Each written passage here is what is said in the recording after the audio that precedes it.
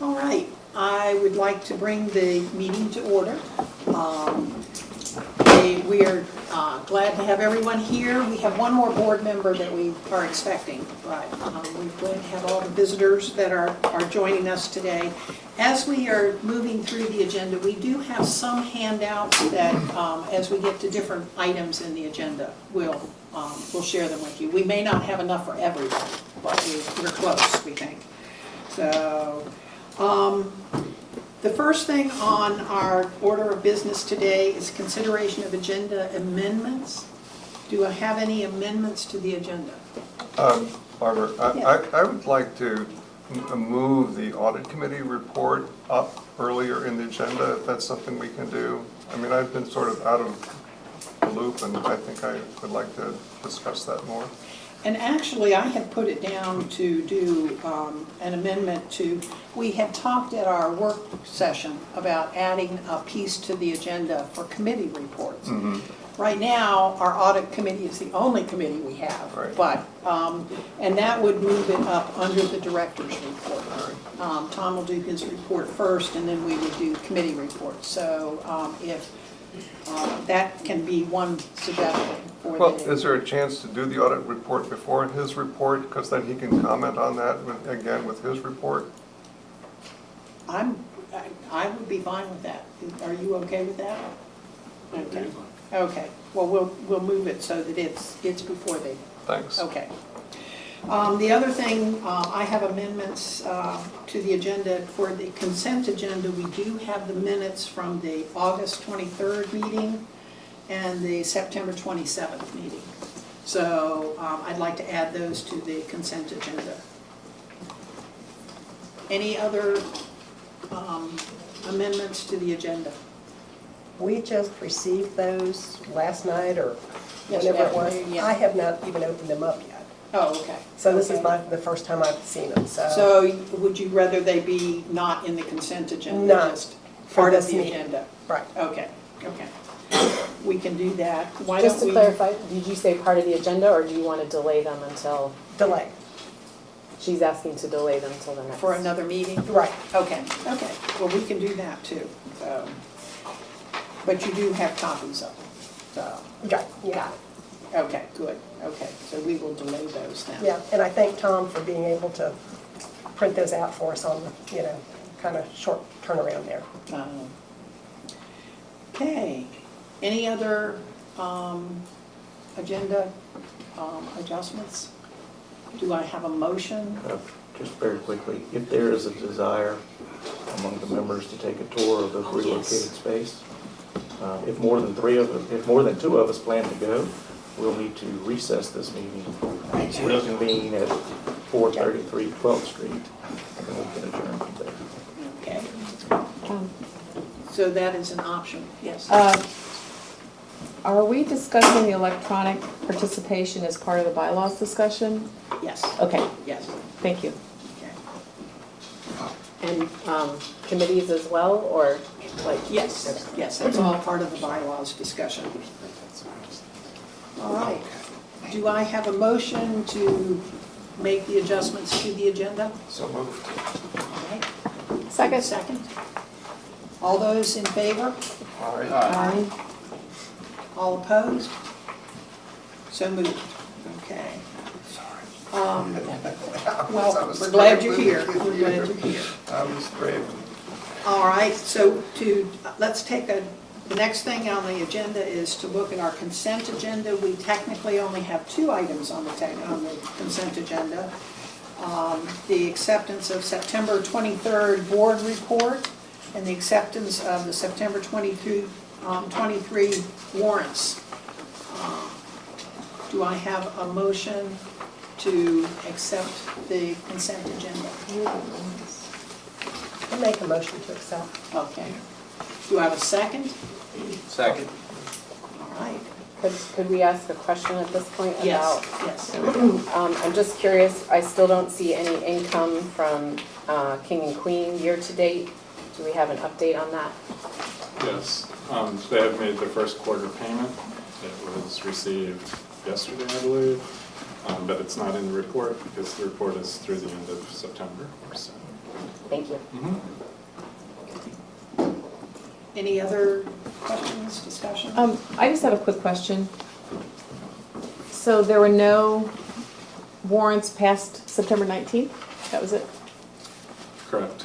Okay.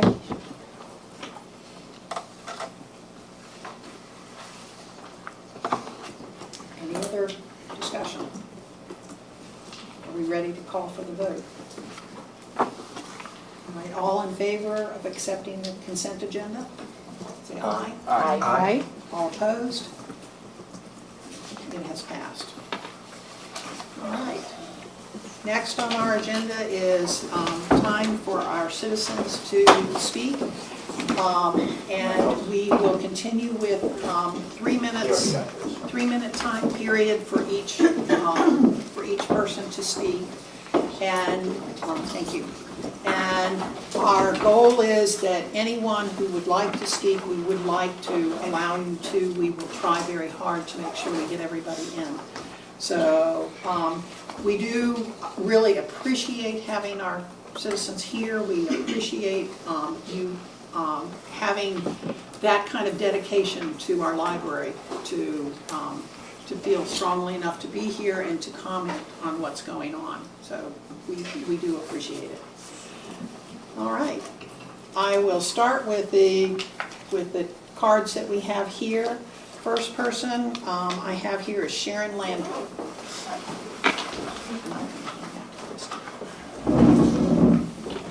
Did you say 3 minutes? 3 minutes. Hi, I want to apologize in advance for the perverse content I will read that's found in the young adult section of PRL. If this is the equivalent to the Diary of Anne Frank or To Kill a Mockingbird, you decide. These sexually explicit materials must be dealt with. Other surrounding library systems like Enrico and Chesterfield implement policies, so why can't PRL? This is from This Book is Gay by Juno Dawson. Doing the sex. 2 men can pleasure each other in a variety of fun ways. Handies, perhaps the most important skill you will master as a gay or bi man, is the timeless classic, the hand job. The good news is you can practice on yourself. The bad news is each guy has become very used to his own way, getting himself off. Something they don't teach you in school is that in order to be able to come at all, you or your partner may need to finish off with a handle. A lot of people find it hard to come through other types of sex. A good handy is all about the wrist action. Rub the head of his cock back and forth with your hand. Try different speeds and pressures until he responds positively. A bad handy is grasping a penis and shaking it like a ketchup bottle. Finally, my understanding about rubbing 2 peens together wasn't far off the mark. Rubbing them together in one hand feels awesome. Mega combo handy. Blows. Oral sex is popping another dude's peen in your mouth, or indeed popping yours in his. There's only one hard and fast rule when it comes to blowjobs. Watch the teeth. Lips and tongue, yes. Teeth, no. As with hand jobs and breakfast, eggs, all men like their blowjobs served in different ways. Now this is from the book Tricks by Ellen Hopkins. But now Jerome wants other things. Let me watch you touch yourself. Creepy things. Did you know guys like to use vibrators too? Like this. Downright disgusting things. Your period? I like the taste of blood. How I wish I could say no. But even if I thought he'd leave me alone, saying yes is how I convinced him. Make the best of it. Guys like vibrators too. Plan C means courting Jerome's affection, pretending to enjoy his deviant sex. Tonight that means letting him call me mommy as he sits on my lap and nurses. I stroke his hair as a mother would, dig deep inside me for the words, Mommy loves you, Jerome. That excites him, as I guessed it would. I love you too, Mommy. See how much? Love or no, Jerome wants to punish Mommy. The sex is rough, but it doesn't hurt nearly as bad as the pretense. Is this what you want for your children to be able to access in the young adult section? Is this the same as these book banners state? We're not asking for banning books. We're asking for a policy to deal with this filth. Thank you.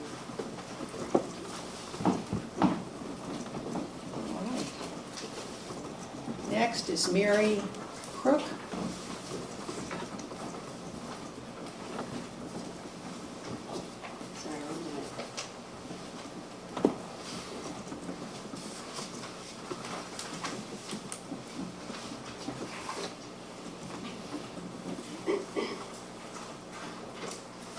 thank you. Good morning. I'm here to give my support for the libraries of Pamunkey Regional Libraries, librarians of Pamunkey Regional Libraries, in keeping unrestricted access to all book titles for all patrons. I'm here to respond to something the board said at the last meeting, and actually someone just brought up now, that you don't want people to use the term banning books because that hasn't been done yet. You also said that you've heard that people have compared you to Nazi Germany and that it was unfair and we shouldn't talk like that. We're here to prevent book banning, which means stop it before it happens. We know you haven't said the words ban books. We know you have good intentions. We get it, but we also know that the steps leading up to book banning look like. There are plenty of examples throughout history and they follow this exact path that we're on right now. You don't want to be compared to people who famously banned books. That's like a man putting on a Santa suit and gathering presents in a sleigh, asking you not to compare him to Santa Claus. If you don't want to be compared to someone, then don't do literally the exact same things they did. They didn't start with book banning. It started when a small group of people slowly gained more local power by making up scary stories to discredit the educated people who had already been running things, and slowly began restricting access to books and ideas. In fact, they started with trans and gay literature, citing it as obscene. Isn't that wild? It all started here, exactly where we are right now. No one is making you look a certain way. We're just giving you a mirror. If you don't like what you see in the mirror, change it. It's up to you whether you're seen as someone who is like our forefathers, protecting First Amendment rights and promoting free access of ideas, or like Nazis, who are famous for restricting them. It would be wise to listen to the people pointing out these similarities before it's too late. And to those of you who want to be on this path, we see you. We know why you want to take up space on a library board, but don't want to bother learning from librarians about how libraries work. We know why you try so hard to discredit the ALA. We know why you want to have a list of all books before they're purchased for library use. Please don't insult us by pretending you want that list for any other reason than control. You want to be able to veto a book before it gets in the system. Everyone can see that. The point of the library is open access to all viewpoints without restrictions, period. If you want parts of the library to be labeled or restricted based on what you find icky, then you don't want a public library. You want a personal one. Please make one in your own home. If you believe that certain stories shouldn't be accessible in a public library, then you don't belong on a public library board. And unless you step aside so that those who do care about public libraries can take care of them, you will be famous for the damage you did to your own community. Thank you.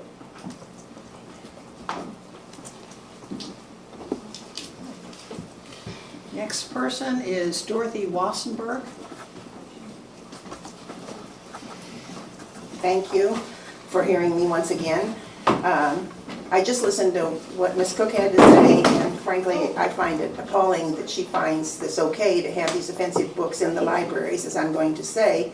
This is not a scary story, but a fact. This is from one of the books, All Boys Aren't Blue, by George Johnson. I don't know if you've read this or not, but this is available in our libraries, and we're asking that they not be banned, not that they be taken away, but they be removed to a local area where children have to have parental signatures to be able to check them out. This is All Boys Aren't Blue. As we kissed, he began unzipping my pants. He reached his hand down and pulled out my dick. This is not quite the Diary of Anne Frank, okay? He quickly went to giving me head. He then came up and asked me if I wanted to try it on him. I said, sure.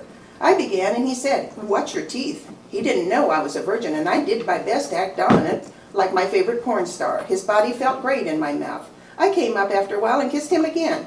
We both got up and went into the bedroom where he got completely naked. He took off his clothes, immediately laid on his stomach. I took off my shirt and my boxer briefs and I got behind him. For the first few minutes we just dry humped and grinded.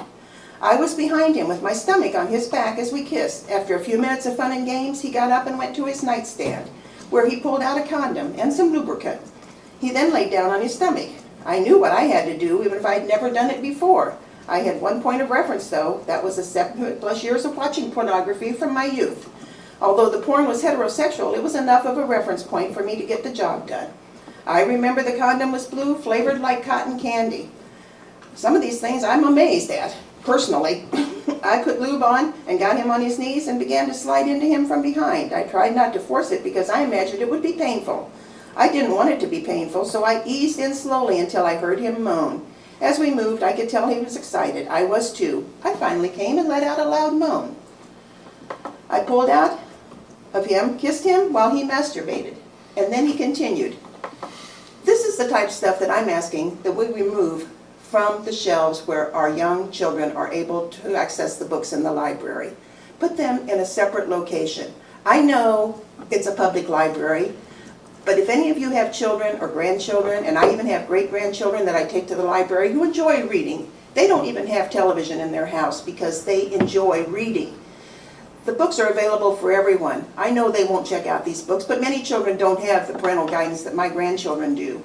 So you need to take into consideration all the people you are exposing to this slanderous, promiscuous pornography. Please, remove them from our library. Thank you. Thank you. Okay, next speaker is Jen Strozier. Hi, Jen Strozier, I'm from Goochland. Excuse me, I'm taking up my time. Thanks for having me here, thanks for allowing me to speak. I don't have prepared statements. I just remembered from when you all were in Goochland, one of the board members questioned people coming up and questioning whether the Board of Trustees would be able to protect the library and saying that their goal was not to restrict access to the library. So it occurred to me that maybe they just didn't understand what was happening. So I give people like a little lesson whenever I talk to them about the library. I'm just learning about it now, but that the Board of Supervisors appoints the Board of Trustees. Currently 4 people from Hanover, 2 from Goochland, and 2 from the other localities. The Board of Supervisors in Hanover has someone running who is going to win, Ryan Hudson, who has said his #1 plan was to destroy the Pamunkey Regional Library System. That is the person that puts people on the board. That's also the group of people that want to take away voting rights in order to elect the school board. So you can kind of see where it's going. These are the same people that talk about parental rights all the time, but they want to interfere with the parental rights of everyone else. They want to dictate their goals and views and values on other people. So that is why we think it's happening. We see it happening. We see people questioning all of the payments made from this library. We see them wanting the list of books coming so that they can agree to it. They want to sequester some books away. If you don't like the library, don't go to the library. If you can't trust your kid in the library, don't take them to the library. But don't screw up everybody else's ability to get out the material they want from the library. This is what we pay for. This is what we deserve as citizens. This is what we have gotten throughout history from the first start of the library. I don't want these people dictating what I can read in the library. I went to check out a book called Proust and the Squid. It's about how we are unique in being able to read, human beings in the world.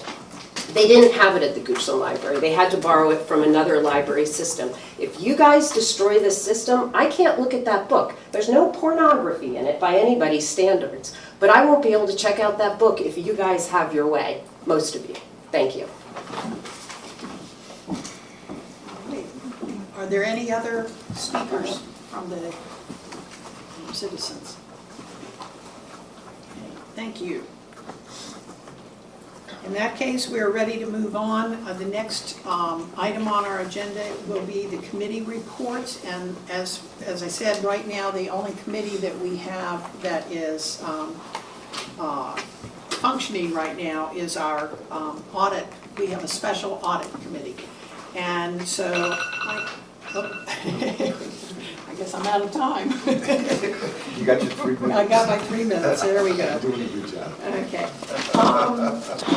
For the audit committee, Christy is going to do an introduction for us on what has been taking place. We received a letter from the Hanover Board of Supervisors, or from the Hanover County Administrator with concerns that our audit for 2022 is not complete yet.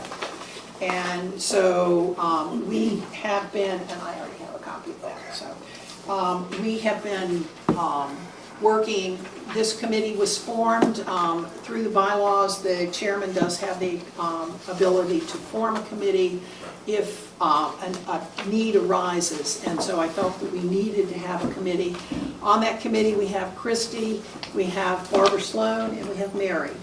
And so they've been doing a lot of work trying to find out what's going on and how we can move forward. And Tom and Ken have been working very closely with us, and it's been very helpful. The County of Hanover has had several people who have been working very closely with us. So I'm going to turn it over to Christy to give us a report. Okay.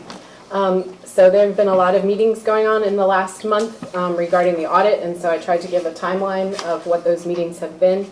Of course, we received this letter from Mr. Badesky one day after the last Board of Trustee meeting. And then since that point, there have been 4 meetings between PRL and Hanover. That was one of the requirements from the letter that Mr. Badesky sent, was that there needed to be a weekly meeting between Hanover and PRL until the audits were cleared up and back on track. One of the points that I wrote here, I just tried to give you an overview to let you know, because I know some of you don't know some of the meetings that have been happening. We did have a board audit meeting on the 12th of October with a representative from Cherry Beckert, who's our auditing firm for FY22. Also, after the 3rd meeting with PRL in Hanover, the chairman of the Hanover Board of Supervisors had asked that Badesky's letter be forwarded to all county administrators. So that happened sometime after that meeting. I know Mr. Taylor was involved in that. And I don't know what the update is as of today, but I'm sure Tom will let us know what's going on. Basically, for the audit committee, we wanted to kind of understand what the holdup was for the audits.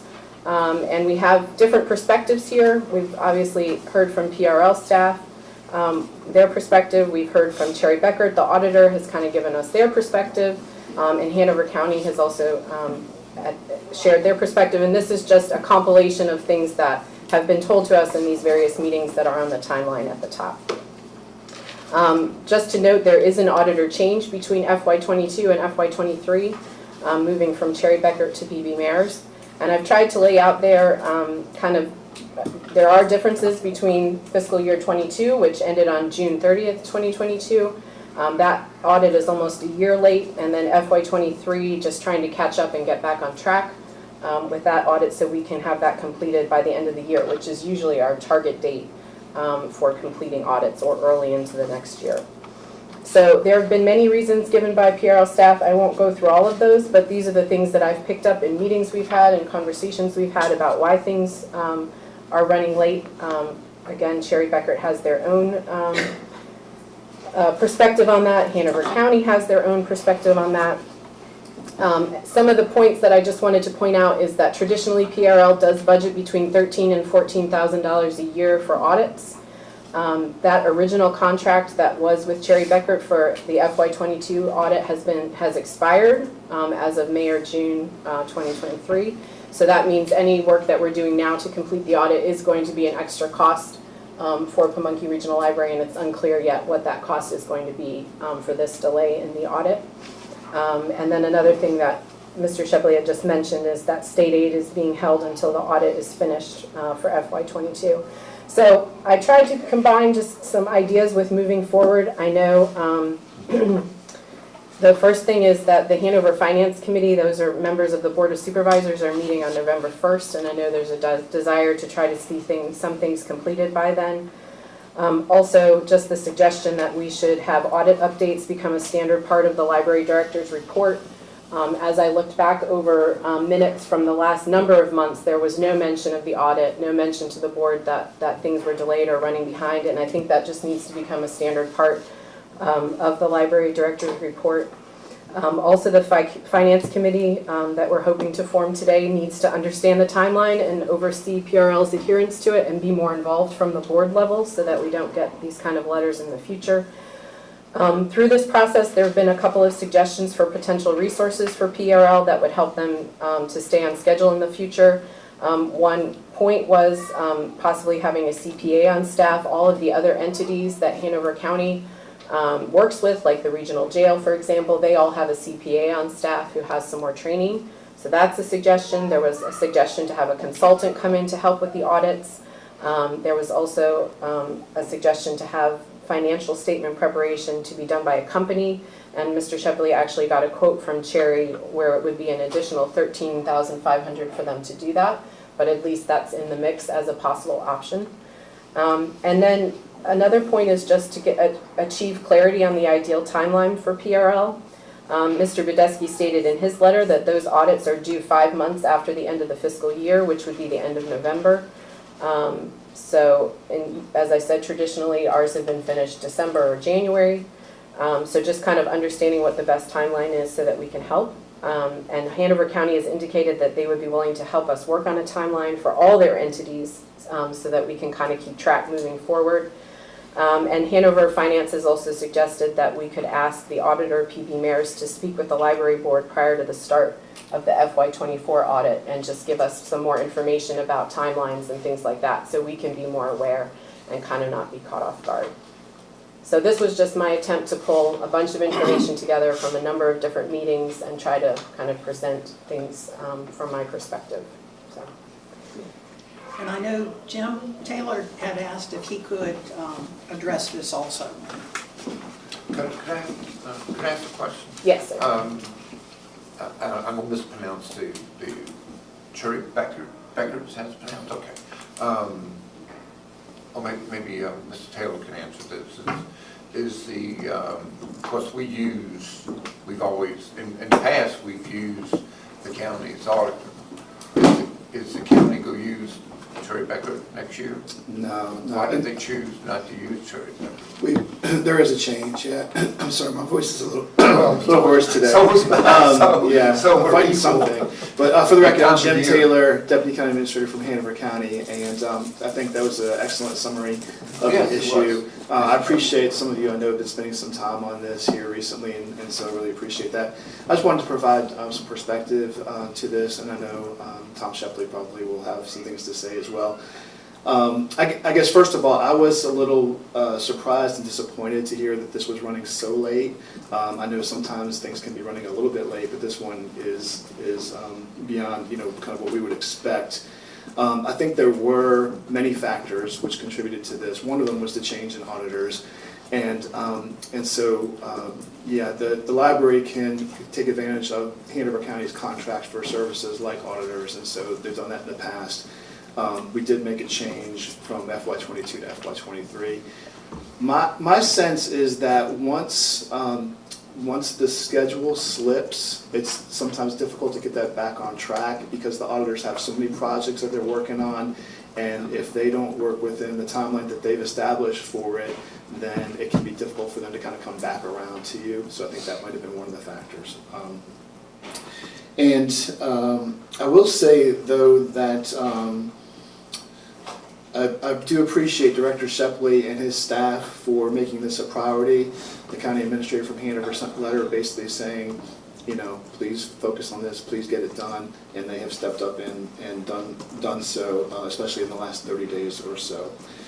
I also understand that we expect the external auditors to make their FY22 audit report to you at the next meeting, so I think things are coming close to resolution there. And as has been mentioned, as Hanover County serves as the fiscal agent, and since the library utilizes Hanover County's contract for audit service, I would ask that the Library Board of Trustees consider allocating additional resources to the library staff to ensure timely audits. And I believe that this is also important to our other regional partners in the library system, and hopefully they would provide their support for that additional resource as well. So with that, I'll be glad to try to answer any other questions that you have from my perspective. But again, excellent report, and I know Director Shepley will have more to say. Thank you, Mr. Taylor, you answered my question. Thank you. And can I add one more on the 23 audit? Yes. With our new auditors, I understand we're a little behind on that. Is there anything that we can do to help with that? I think there's some parties in play as far as Hanover staff that have to supply financial information, and I don't know if everybody's timelines are syncing. Yeah, and I know Tom will probably expand on this, but I think part of the holdup with FY23 is getting FY22 done, because there's so much information you need from the prior year to be able to even begin the next year that, that's kind of on hold. I think at this point things are probably moving pretty good with FY23 with the new auditors. So, and I know Tom will have more to say about that. Thank you. Any other questions for Mr. Taylor? No. Thank you. Thank you.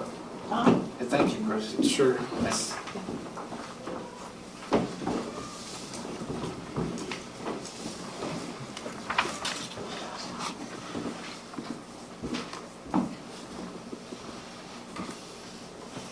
Good morning, Tom Shepley, Director of the Library.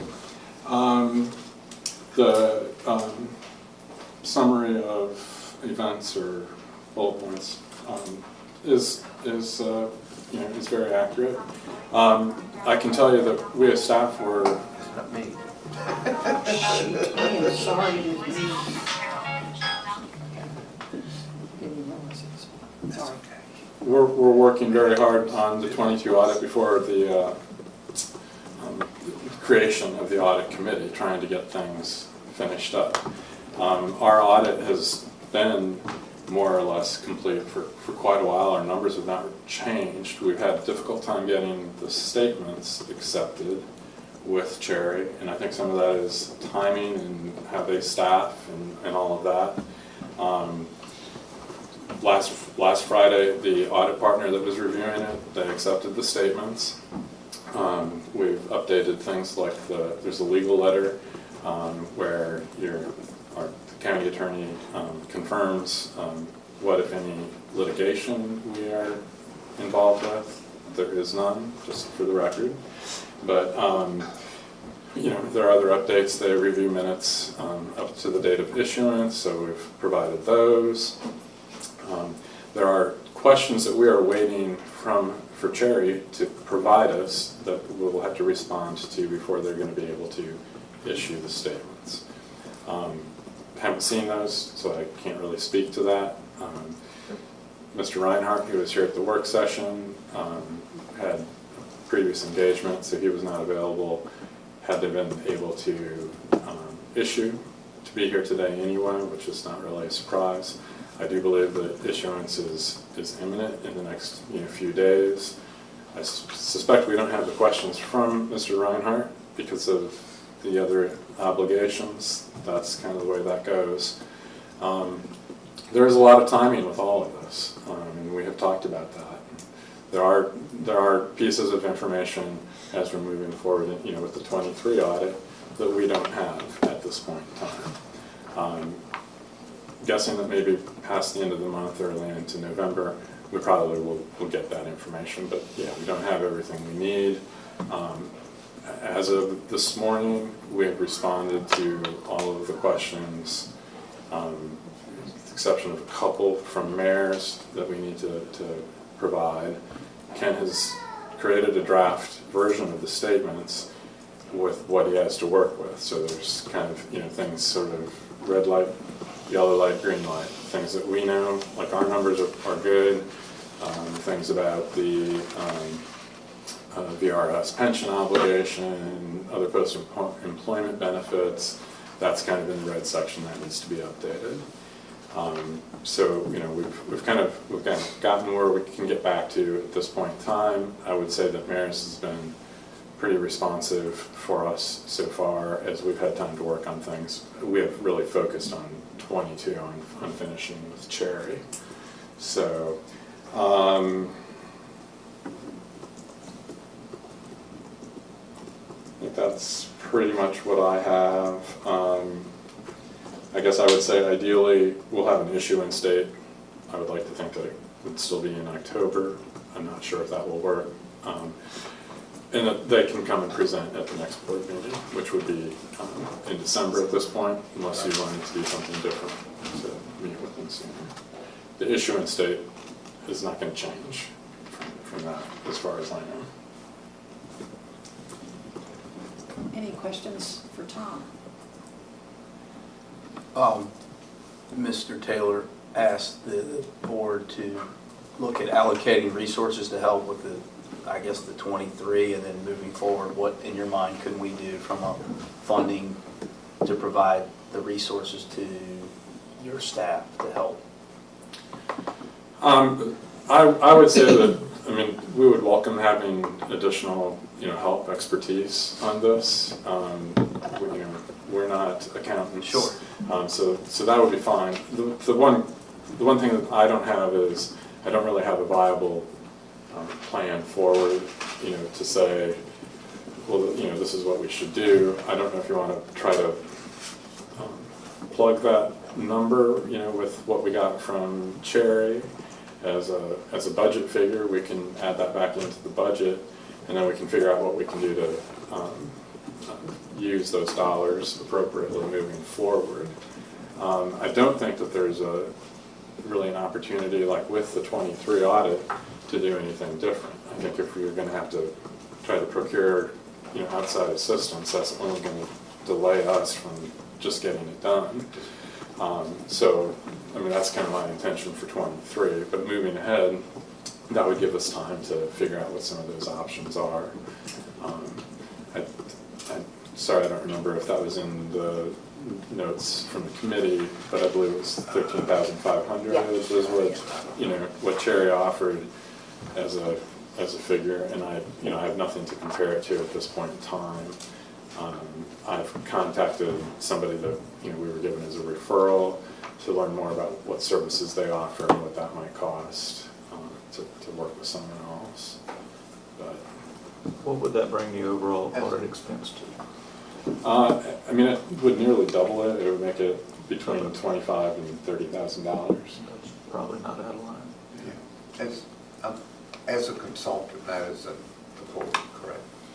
Correct. Correct. Okay. I'm just trying to catch up, but this was passed out, so obviously I haven't had time to read that. So. In the audit process, there are rules about how you can produce the statements. Right. And I think, as was noted, in one of the earlier meetings, like PB mayors probably cannot audit us and produce the statements. There needs to be some separation. I think it might depend how they're organized themselves. Right. But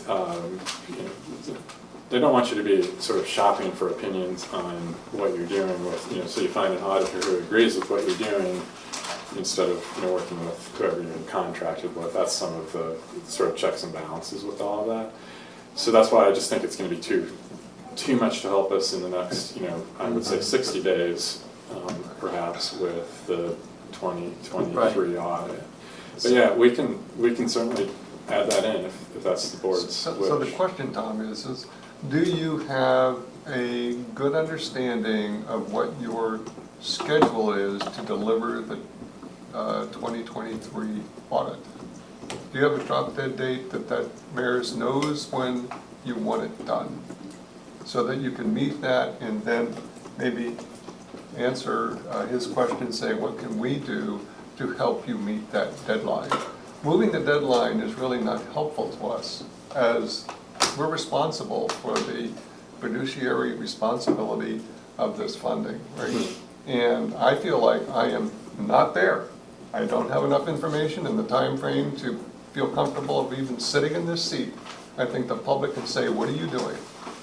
And I can't do it. So I don't have an updated time frame for how we fit into mayor's schedule with the 23 audit. How can we get that? I think we can. I think that we will all need to wait until they are finished with Hanover's audit engagement. Because out of the 4 entities, the team that is working on this for mayors, that is their #1 priority.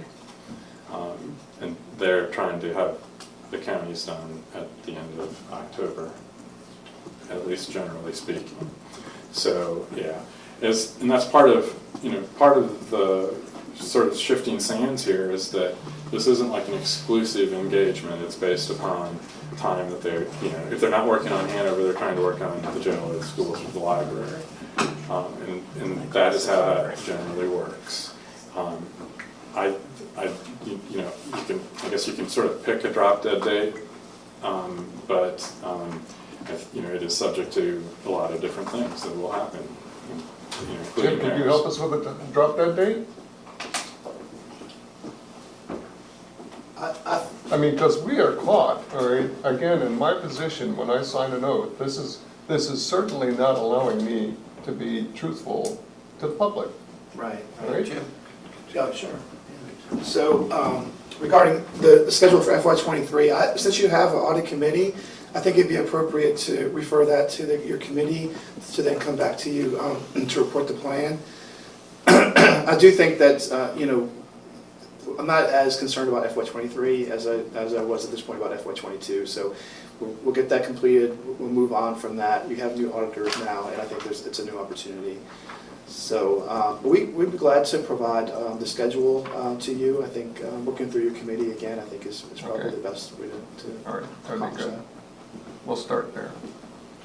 I just, as someone whose company's late on an audit every year, I'm sympathetic to the situation. It's not unheard of. And Jim was dead on when he says when you're late once, it throws everything behind the Right. schedule. It's very hard to catch up. So my thought is obviously 2023 get done as quickly as possible, and hopefully you're on there. Then we give you the financial resources to get back on track for 2024. Because I know how it can get worse. Every year it drags, and you're at the mercy of their schedule, and Right. you're never going to cut. And then it's the distraction to you and your staff, and so I think that should be our focus. Obviously, the committee's working, but I think our focus needs to be on giving you the resources to get back on track for 2024. I appreciate that. I'm happy to meet with the committee, and we can work with having mayors. Let's give mayors a chance to respond to see what their time frame is going to be. I mean, I can tell you, this was discussed when we were interviewing audit firms, but like one of the things that Cherry has done the last several years as it relates to the library's audit is they're not really willing to work on it once November comes. Mm-hmm. They started taking leave, then they're not responsive at all, but they're not really willing to give us time in October either. So it's kind of a catch-22. I mean, from my perspective, the number one priority here is to get 22 issued, 23 issued as soon as possible afterwards. I don't expect that we're going to have the same kind of delays because the firms seem to be working from, a little bit different relationship perspectives. So. I just have a quick question. When PD Mayors gives you the window of time, and correct me if I'm wrong in understanding, they give you a window of time, say this is dedicated to the PRL. And if they give you that date and you realistically say, we're not going to make it or we are going to make it, that's great. What flexibility is there? Let's just say that they say we're going to work on your books the 15th of November, and you say, well, we're not going to be ready till the 30th. So then do they give us another window of time? Is that how it works? You just say, okay, just so we know that there's a dedicated time that works for both parties? Is that how it works? I think it's sort of. It is safe to say that right now they have more time focused on this sort of the Hanover contract. Right, As they I'm talking finish up, after I mean, as they finish up with the county and schools, they'll have, that is still within our window. After that, I'm certainly say in January, they're going to be moving on to other scheduled work. One of the problems that we had with mayors for the 23 audit is they had set up a process, in June or April, I forget what the month was, but they were emailing Ken and I. We got the same emails, so we were working together. Ken does the lion's share of the work on this. I would be asking him, how are you doing on, the responses to mayors? And he would let me know what the update was. So when it came to August, when they had scheduled their window, they emailed me and they didn't email Ken. And this is all from their automated system. We can't explain why we didn't get it. It's not in our spam, etc. They're saying their system was configured, to send it to both of us. I mean, it wasn't until we started going back, we literally had to go back into our mailboxes to see what messages we had, and their system is different than the one prior. There really was no training for that. I ended up getting a little bit of help from Hanover Finance about how that worked.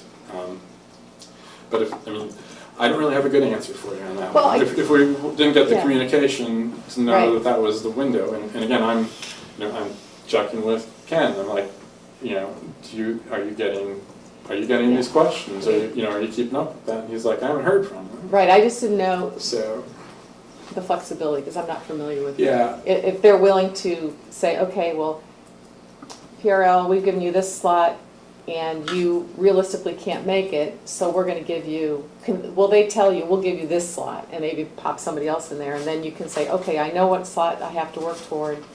And I'm just wondering if they're willing to give you that information, because that to me would be vital.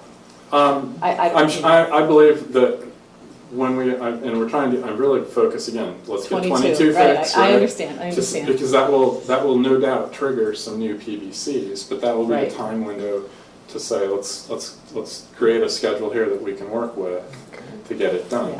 Yeah. I think you have to sort of also understand that, I mean, Cherry or Mares, they're all dealing with other clients that are also, having the same kinds of things going on, in terms of, are they able to fit into that window? So they're juggling that all the time. So I would say that in general, you normally have, pretty good working flexibility that way. Well, that's good, that's good. Thank you. Cherry's been a little bit different this time around, and I don't know that I can explain that. Okay, thank you.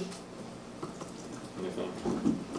Yeah, I think if I could just add, the relationship, it's shared responsibility between staff and auditors.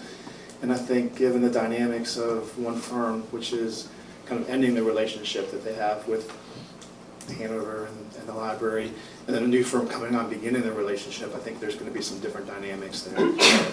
To be fair, I will add that I talked with the regional jail about their process for FY22, and they did share with me that they felt like the auditors were a little bit slower in responding, and that they were not on site as much as in the past, which may have contributed to them. I think they were maybe a little bit late, but not like we're talking about with the library.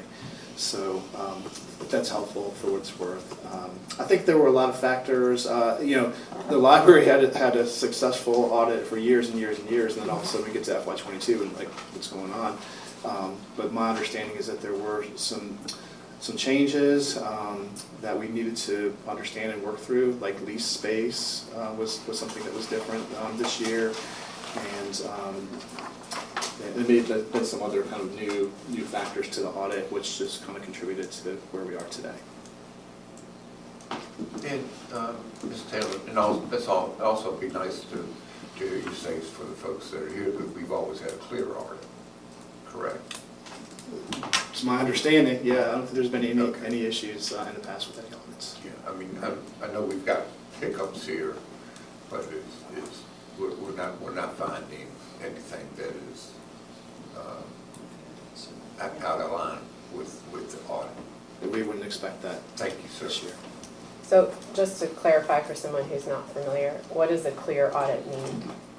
That there are no findings by the auditing firm? That's a great point. I think the auditors would have to explain to you kind of what that means when they do their audit. But there are different levels of an audit, and so sometimes they'll make recommendations to you. Sometimes they'll find things that are more significant. But I think your question was more about the significant types of findings. And correct. So I had asked Mr. Shepley at our orientation for the past audits, and he has put those on the PRL website for me to read. So I finished the 2021 audit, which was also later, according to the minutes. And there was a significant finding on the FY21 audit that also had to do with capitalization. So I was just confused by, we've always had a clear audit. That wasn't my reading of the FY21 audit, so yeah. And that's something you could ask the auditors when they make their presentation to you at the next meeting. Yeah. Okay, thank you. Any other questions about the audit? If not, then let's move to the next item on our agenda, which is the director's report. And you're in the right place. Thank you.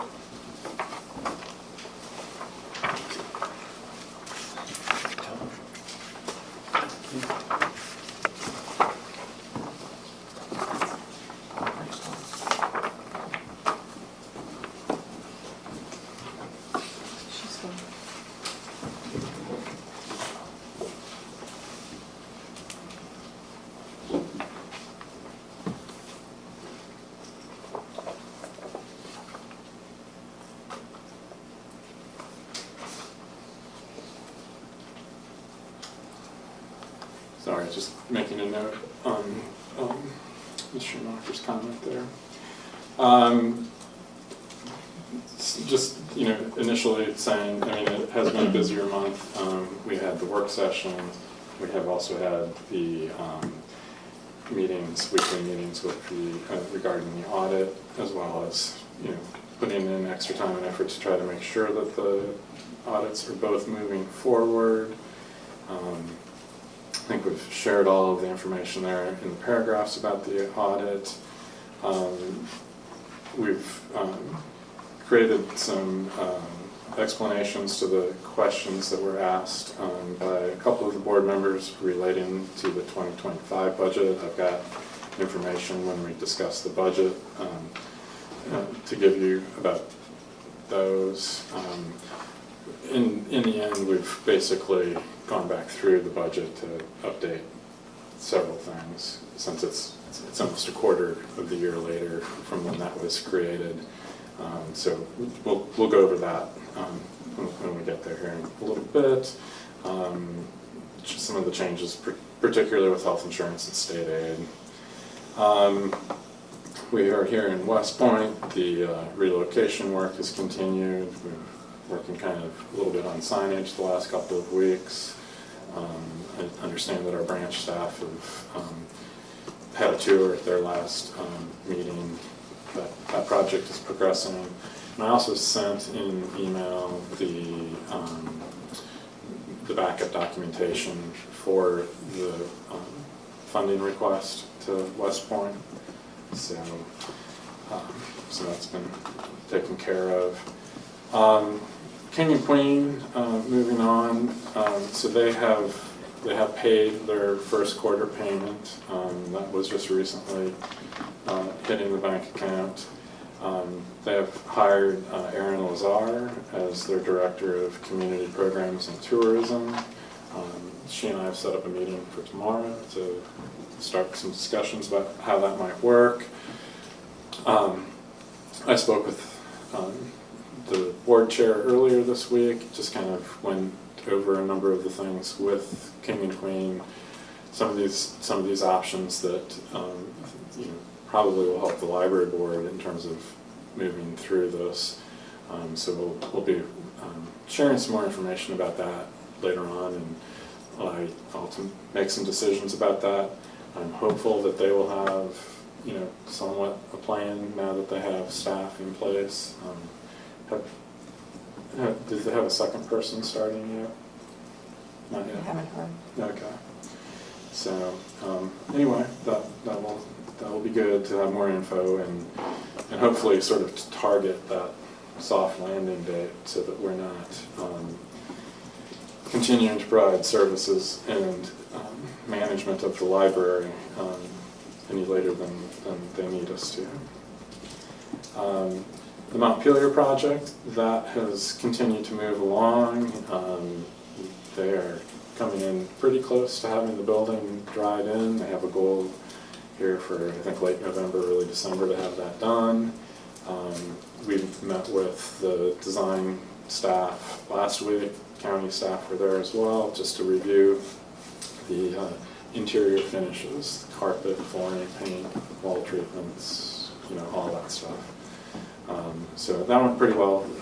There were a few questions overall with the facility, so I think the design folks are looking at a few alternatives, not necessarily in the library side. I've got a note here. Some of you are aware of a citizen in King William who has raised some questions or concerns about accessibility, particularly at the Upper King William branch, and I've responded to him a couple of times. I've asked him now to meet with me at the branch to help. His description in the email is a little vague for me to be able to understand what he is referring to. So I've asked him if he could meet me there to have a better idea, and then we'll go back and see, what can we do, if anything, to help remediate that or make it go a little bit smoother. I've been Could I ask, is that inside the branch or outside the branch, or?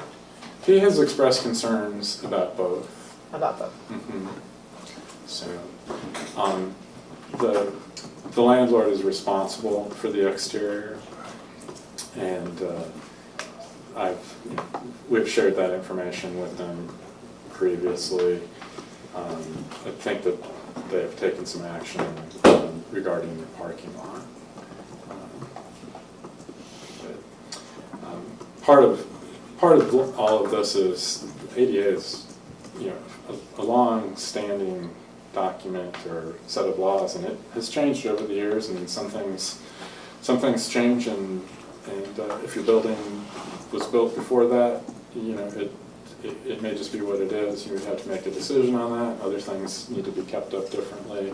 So we're just working through that, trying to make sure that we're understanding the concerns correctly, and kind of making sure that the concerns are being applied correctly, into our situation. We can't really just take multiple different people's perspectives on how they're interpreting it. So we'll see. I've learned quite a bit already. One of the things I'm going to mention is that there is a group of government staff that are ADA coordinators, and they have a users group. They meet via Zoom, and so I think that will be a good resource. But I'm planning to start attending those meetings, just to be able to learn more. A couple of things that happened last week here at the end. October 17th, we ended up helping the Hanover Sheriff's Department. There was a car accident in the parking lot, and they were hoping that we might have a window of video on that. That was all at the Alley branch. It happened to be right in line with the front door camera, sort of unfortunately, I guess, for the person that was driving. Unfortunately, the person didn't stop. That's why the Sheriff's Department was asking us for some help, but we stop and take care of those requests of law enforcement, generally immediately. So, and then the last thing that's on my report, I'll just go get it because I left it back here. Hopefully there were no injuries in that. Yeah, there were not. Okay, good. Staff had let me know that the Sheriff's Department had made the inquiry, and that had been my first question, were there any injuries? It's really just a kind of bumper to bumper thing. Yeah, so, but, so the last thing here is, this is the Richmond AIA Merit Award. That is for design excellence to Quinn Evans for the design of the Atlee Library 2023. They do juried awards. I didn't know any of this for the AIA, but the Richmond group, they actually used architects from Baltimore for their jury, and but the building was nicely featured. There were 12, I think, awards that they gave out in that section, but it's a nice honor for the building to have received. So, Yeah, I saw it all over social media yesterday. Hanover County government put it out. They posted it. At the library, yeah. So congratulations, that's awesome. A lot of attaboys and attagirls go into that. It's a beautiful building. It is. It is. Lots of Some of those folks have already retired, haven't they? Yeah, some of those folks are already retired, but. Do you have any questions about my report? Including the price of steel went up just as we started. But anyway. Thank you, Tom. Thank you. Yes, thank you. Okay. All right, we're moving on to, we're going to start with our bylaws discussion. And we do have a few handouts, right? Copies of the handouts, if anyone who is visiting here would like to see one of them. What we have done, we had a work session that you all are aware of that we had a couple weeks ago. We talked very seriously about what were some of the changes, updates that we would like to do with the bylaws. And I think the way to approach this, we're going to start with the bylaws themselves that are that we have the suggested changes in. We'll go section by section, because what we would like to do is get this document to the point that by the end of this meeting, we can say that this now will come next month to vote on it. And we want to make sure that we are at that point. We have some other parts and pieces that go with the bylaws but are not ready to actually be part of this document yet. One of those is the draft document for electronic meeting participation. And I want us to take a look at that. John made a real good suggestion at that work meeting of the possibility of taking the electronic meeting participation policy and do it as a trial for 6 months and see how it works. And from that we can modify what we want to do. The whole policy obviously will not go into the bylaws, but there should be mention of electronic access in the bylaws eventually. There is not yet. So that, I just want you to know that. The second thing that also goes along with the bylaws but probably will not be part of this actual document is to work on the definition of our committees and see if we can get a good solid definition of our committees. I'd like very, very much for us to try to get that to date also, so that we can start having functioning committees. We need a personnel committee. Tom has no guidelines for his evaluation at this point, and we're 4 months into this fiscal year. So we need to get that going so that we can have those two committees. And we'll talk some more about the committees, but I'd like to start with the bylaws document itself. And I think probably the best way to do this is to go section by section by section and look at this, make sure that people are familiar with it, are comfortable with it, and then at the end of this meeting, then we will be able to say this document is now ready to be voted on at next meeting. So we'll start, obviously the first section of this document does not have any changes. The second section, meetings, there you will notice that there, and I don't think that folks, can they tell the highlighting on the copy she gave them? It's like, Yeah, You it's, can tell. Okay, you can tell, good, okay, because ours are in yellow. The second section, where under section D, this is the order of business at the regular meetings, and we've done some things with our agenda for this. You will notice that number 5 is the report of the library director. We have moved that from the end of the report, or end of our meeting, up to right after the consent agenda. We also, right under that, we have added a section 6, which will be committee reports, which is where the audit committee report came in today. What we would like is to have regular committee reports. And, if a committee hasn't met, obviously their report that month is we haven't met. So, but it is now going to be a part of the agenda.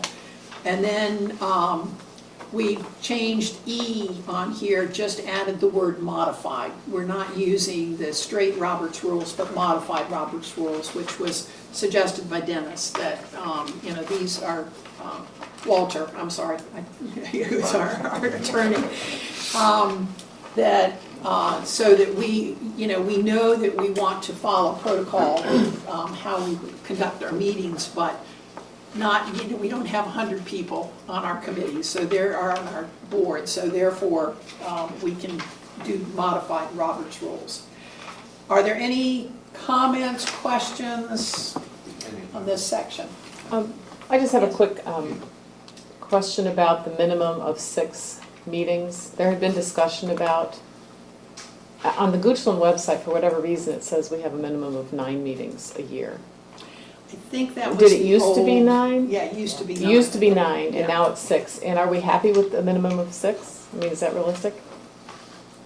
I think it gives us, I think we've still got, what, 9 or 10 on the schedule. So I think that perhaps whoever is editing their website looked at our schedule and said, oh, the library board has a minimum.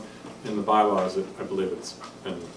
It's always been 6? Lower number. Okay. We've But never everybody's only like- had 6, but. Okay, so the reality is that that's just a minimum, and then the reality is we have, Correct. got it. A Okay, lot more. thank you. Okay, is everybody okay then with the meeting section? I see nodding heads, so I think we're Yeah. good. All right, we're gonna move on then to section 3. In this section, we have elected officers of the board, not just officers, because you will notice that there is a new section that we have put in under this that is not an elected officer. So in this section, it says that the elected officers of the board shall be the chairman, be a chairman, a vice chair, and a secretary. You'll notice that we don't have treasurer under that because that is going to go under the new section. The chairman of the board shall preside at all meetings, certify warrants approved by the board, and interact with I'm just giving you the new things, and interact with the library director on a regular basis, which we do. So, and Tom always has, I know that. There are no other changes to that section. Does anybody have any questions, comments on that? Okay. All right, then section 4 is the new section that we added here. This is the officer of the library. This is not an elected officer, and this is where we put treasurer. The treasurer, who is the library director, is authorized to approve invoices. The treasurer works together with the chair of the finance committee to ensure proper oversight and flow of information. So this is drawing in, we are bringing back in a finance committee. And so this keeps it from being included in with the elected officers of the board. So this, I know we had a discussion, and I'm sorry. No, you're When fine. we were- You're fine. When we were trying to find a date when we could all get there, unfortunately, I could not find a date. Okay, I understand. And So- please accept my apologies. I tried to hold Wednesdays open, and we didn't meet on a Wednesday. We met on a Thursday, But, yeah. But anyway, so the library director will be the treasurer? Yes. Okay. Yes. And we'll work with the finance chairman? Yes. And all we did is just changed it so that we have elected officers and then the officer. So, Good phrasing and good job. Good, okay. All right, everybody okay with that section? Barbara, can I ask a Yes. question Yes. here? All right, so the chairman of the finance committee is on the board, Yes. and that is going to be appointed by the members of this board. all, or the 3 officers? That's gonna come up in the discussion when we talk about committees. How are the chairs selected? The way it has been, it's happened before, and it may stay this way. I'm just saying, the way that it happened before was that the personnel committee made the recommendations for the chairs of the committees. Those names came to the board, and the board voted on those names All right. to be the chairs of the boards. The personnel committee in previous years has actually also recommended who would be on the committees. Again, this is all part of the discussion about the committees. Does that help? Fine. Okay.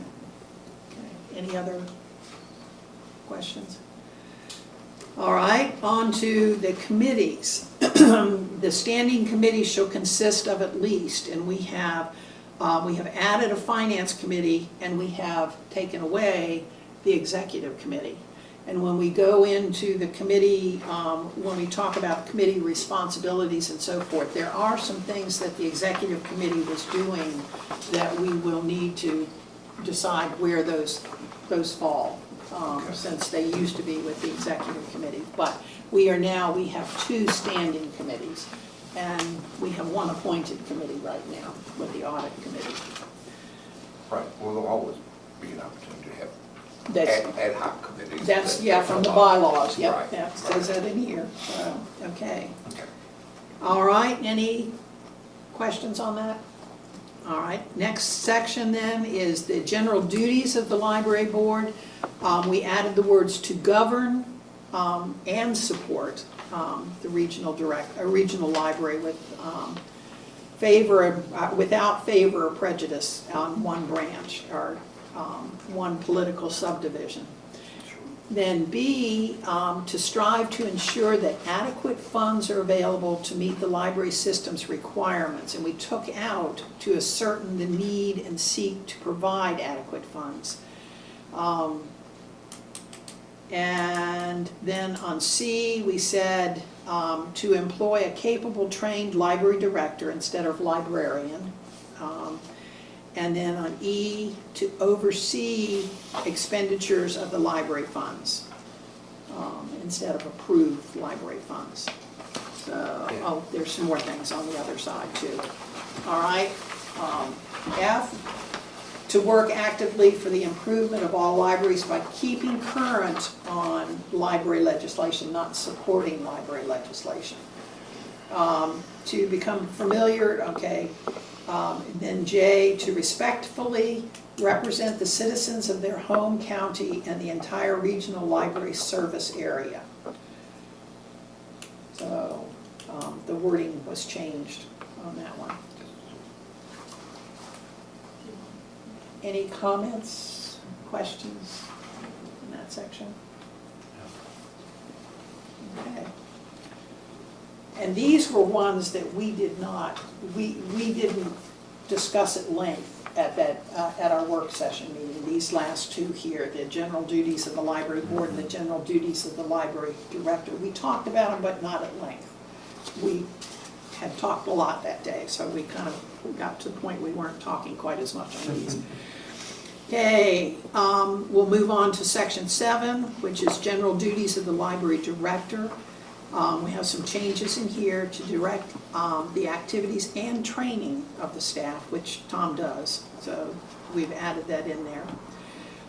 E, to prepare the budget in consultation with the board and approach local governing bodies for funds, which Tom does. We're just adding in things you've already been doing. So. F, to keep financial records of the library and oversee annual audits on a timely basis. And this just because of what's been happening, we added that back in. We took out L, to direct activities and training of the staff, because we moved that up to D. It's a repeat. Yeah, Combined. yeah, combined things there. Any questions, additions, changes to that? Okay. All right, under citizens' time,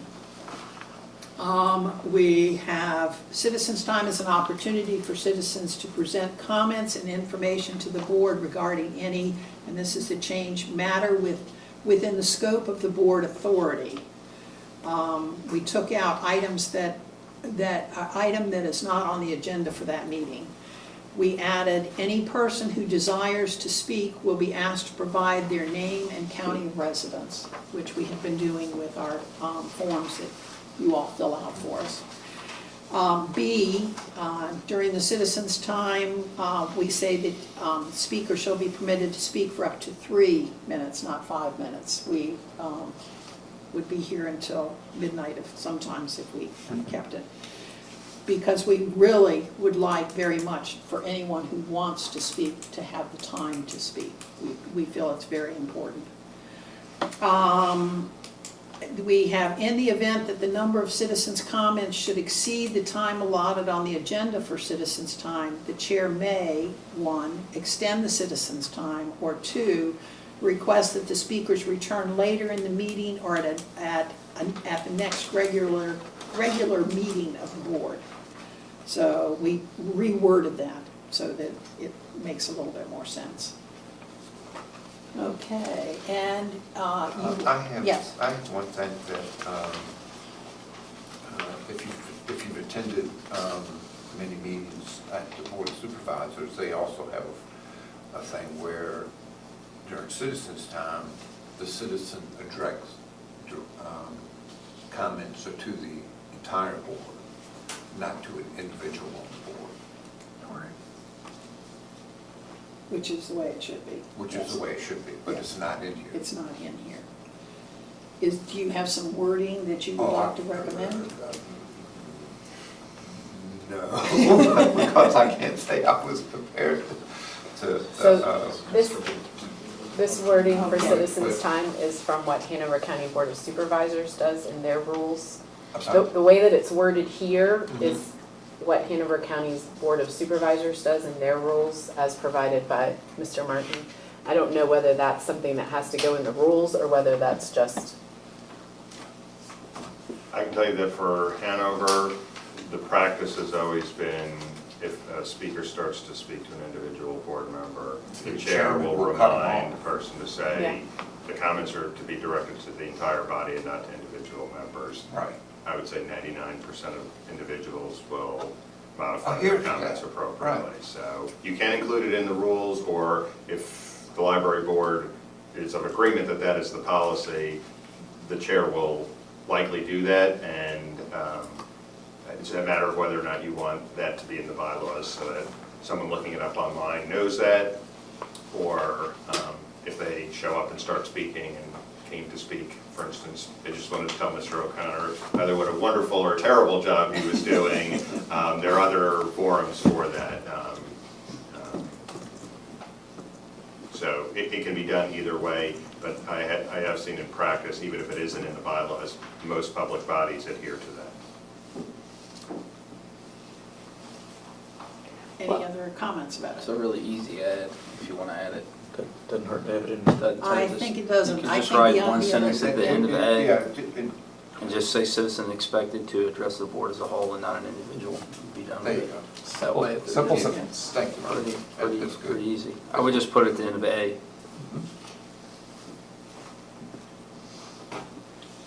Could you repeat that? I just said citizens are expected to address the board as a whole and not as a single individual. Great, you got that?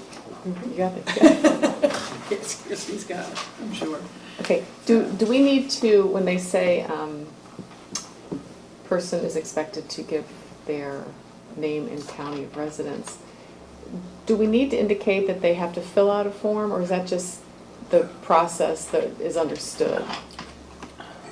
Well, it's a process that we put in place to, help with the, So does that need to be in the bylaws, that people write their name and number on a form, a name and address on the form, or we just, I'm just asking, does it have to be in the bylaws? I can tell you, that was started to make the minutes easier. Well, I understand the reason for it, but I just want to know, does it need to be in the bylaws? For folks, so the minutes can be right. Yeah. I think that's a procedure in how the meeting is run that doesn't need to be necessarily. Okay, that was my only question, it needed to be in the bylaws. It's purely meant to help facilitate, no one's been denied because they've not filled out. But if someone didn't fill out a Gotcha, form, okay, they're not denied to speak, right? okay, thank you.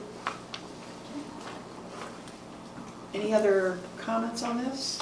Is everybody comfortable with the addition that we just added? Yes, I think it's good. Okay. All right, I think that we have covered this, and I don't think this is a matter of us voting on saying that this is ready for next month. I think it's a matter of us, by consensus, saying that we are now ready for this particular document to come back to the board next month for approval. December. Yeah, it would be December, yes, because we don't have a November meeting. Anybody object to that? That will be what we will do then. That part of the document will come. The next thing that I'd like to talk about, and again, down the road, if we do decide to do the electronic meeting participation policy, there will be mention of the electronic, we would want to make mention of the electronic, that there is an electronic policy, participation policy in the bylaws. It won't be the whole document, and this is the policy. But I think it's important to do this discussion with the bylaws that, so that we know that this is something we are talking about doing. I've asked Barbara if she would kind of walk us through this. I will, but I remembered just now that, does it not, Dennis, this is for you, actually, I think. Do we have to make mention of electronic meeting participation policy or electronic meeting participation in the bylaws in order for it to, I thought that was, No, the policy. it just has to be a policy, it doesn't have to be in the bylaws. That's correct. They often are in the bylaws to make them easy to find, but the policy itself does not need to be contained in there. I think the chair suggested that there be a reference to the policy. Right. And I would suggest if it is not part of the bylaws, that policy be someplace that's relatively easy for individual members of the public to access, so that whether it's on the website or you can even embed links within your bylaws. If we get technologically advanced enough, that would actually pull that up, but it would not be a part of the We don't have bylaws that, itself. we don't have a mention of it in here. For ease of modification, wouldn't it be better to be a separate policy? Because you don't have to give notice of the amendment, you can vote to amend it. Yes, the current bylaws require that any changes to the bylaws take they basically take an extra month. Okay. But the policy itself, if the library board wanted to amend it, could be done, if it was a separate policy, could be done on a more expedited basis. Okay, can it be implemented before it's mentioned in the bylaws? Yes, it can. It can, okay. State code only requires that the library board adopt the policy. It obviously could not take effect before today's meeting, but if it was adopted today, for instance, your December 13 meeting, I think, whenever that next meeting would be the first one that it would be available for. Okay, so forgive my ignorance here, but did we make mention of it here in the bylaws yet? No. We have not. No, we don't have to, he just said. We don't have to, so, Right. okay. got And it. the other piece of it is that we, John's suggestion of maybe doing this as a trial for 6 months. Okay. Seeing if we can figure out exactly what we're doing before we set it in stone that we're doing this. Okay, So, And just to mention, we have another natural point where we're gonna have to revisit the bylaws when King and Queen withdraws, because we're gonna have to amend them again with taking out King and Queen. So that might be a natural point to add any of these other things in, so. that's a good point. Well, just on the electronic participation, do you want me to? This is only for members. right, this is only Yeah. for the board members. Yeah. Yes. You see the document in front of you, which is got a lot of red on it, and that was, Christy and I were tasked at the last meeting, the work session, to create an electronic meeting, a participation policy. And we cut and pasted different, we started with the Hanover policy, and then we added some from other policies, and came up with this document, and went back and forth and back and forth. And then Barb looked at it, and then finally sent it to Dennis to look at. And Dennis's edits are in red. So we are hoping that perhaps this is the one we look at and use as our guideline for our 6-month trial period. Do you want to kind of go? Sure. Just and explain, what the process would be.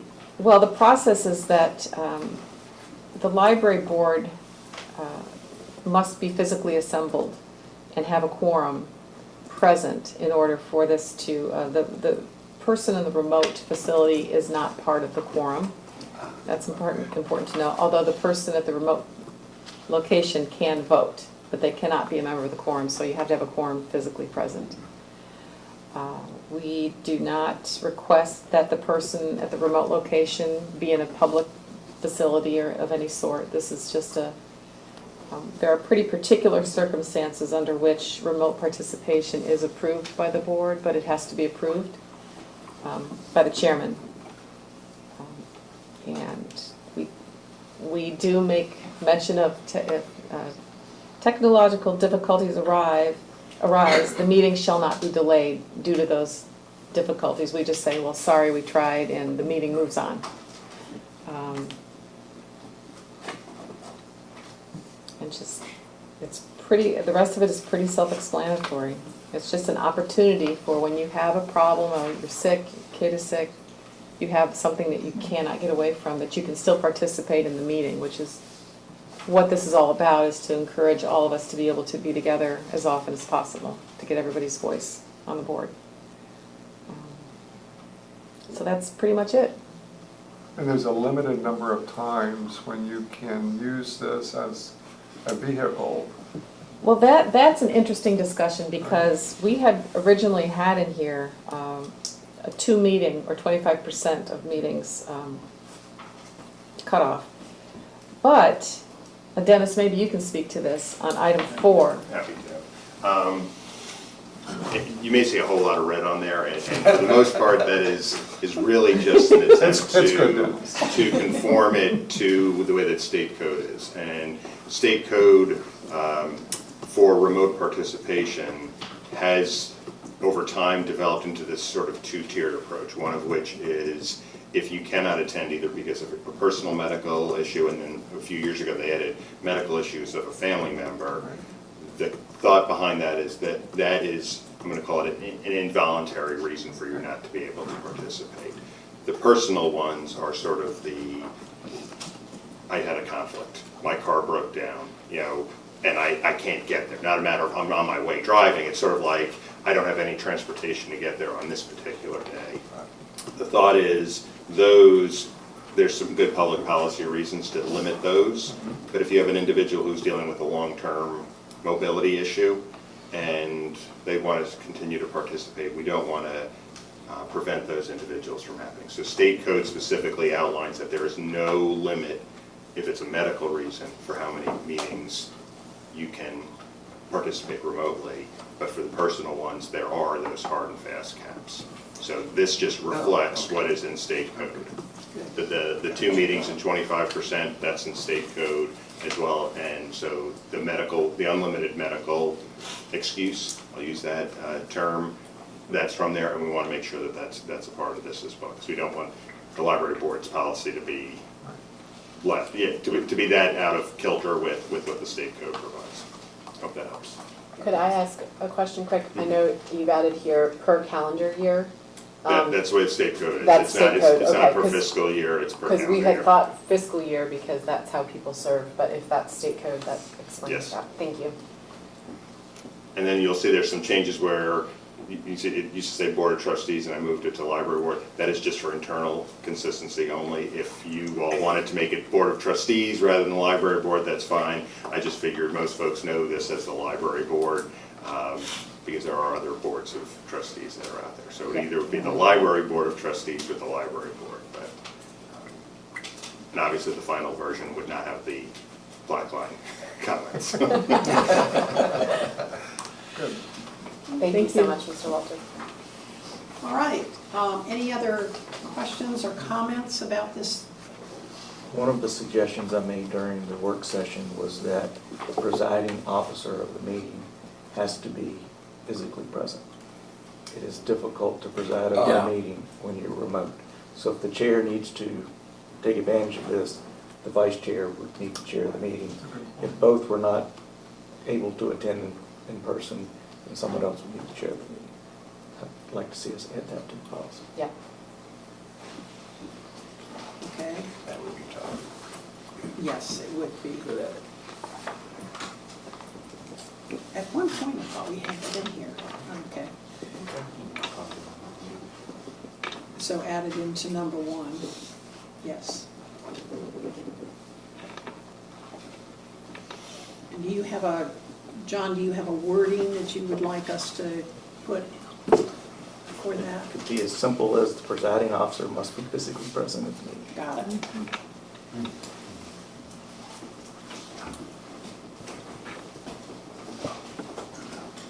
All right, and Christie, you've got that, right? Okay. So is everybody okay with us adding that to the Yep. number one? Makes All sense. right. Very good. Now, if we are, I think our next step on this one, we can vote on this today, I think, that we can go ahead and vote to accept this policy. Do we want to add a caveat that it is going to be on a trial basis, or we want to add it and I don't know that that's necessary. We can always vote to undo we it. can if we always don't like vote to undo it later on? Okay. I agree with that. Okay, good. All right, I think then we are ready for a motion to accept this policy. I move that we adopt this policy. Okay, all right, do I have a second?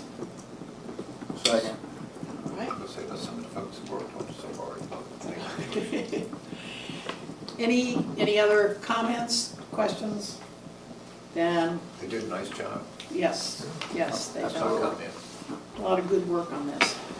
All right, all those in favor of the motion, please say aye. Aye. Opposed? The motion is passed. So we have a new policy for the electronic access.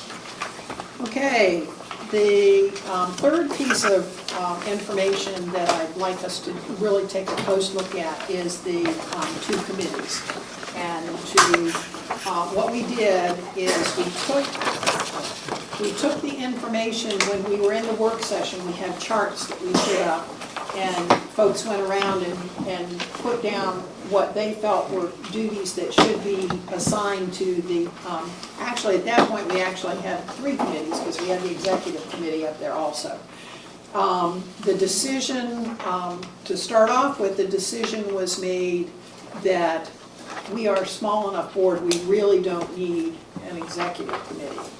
But we do have some duties that the executive committee, if you'll notice on the second page of this, that the executive committee was doing, that need to fall somewhere. So we need to go back and make sure that those fit in either under personnel committee or under the finance committee. Let's start with the personnel committee.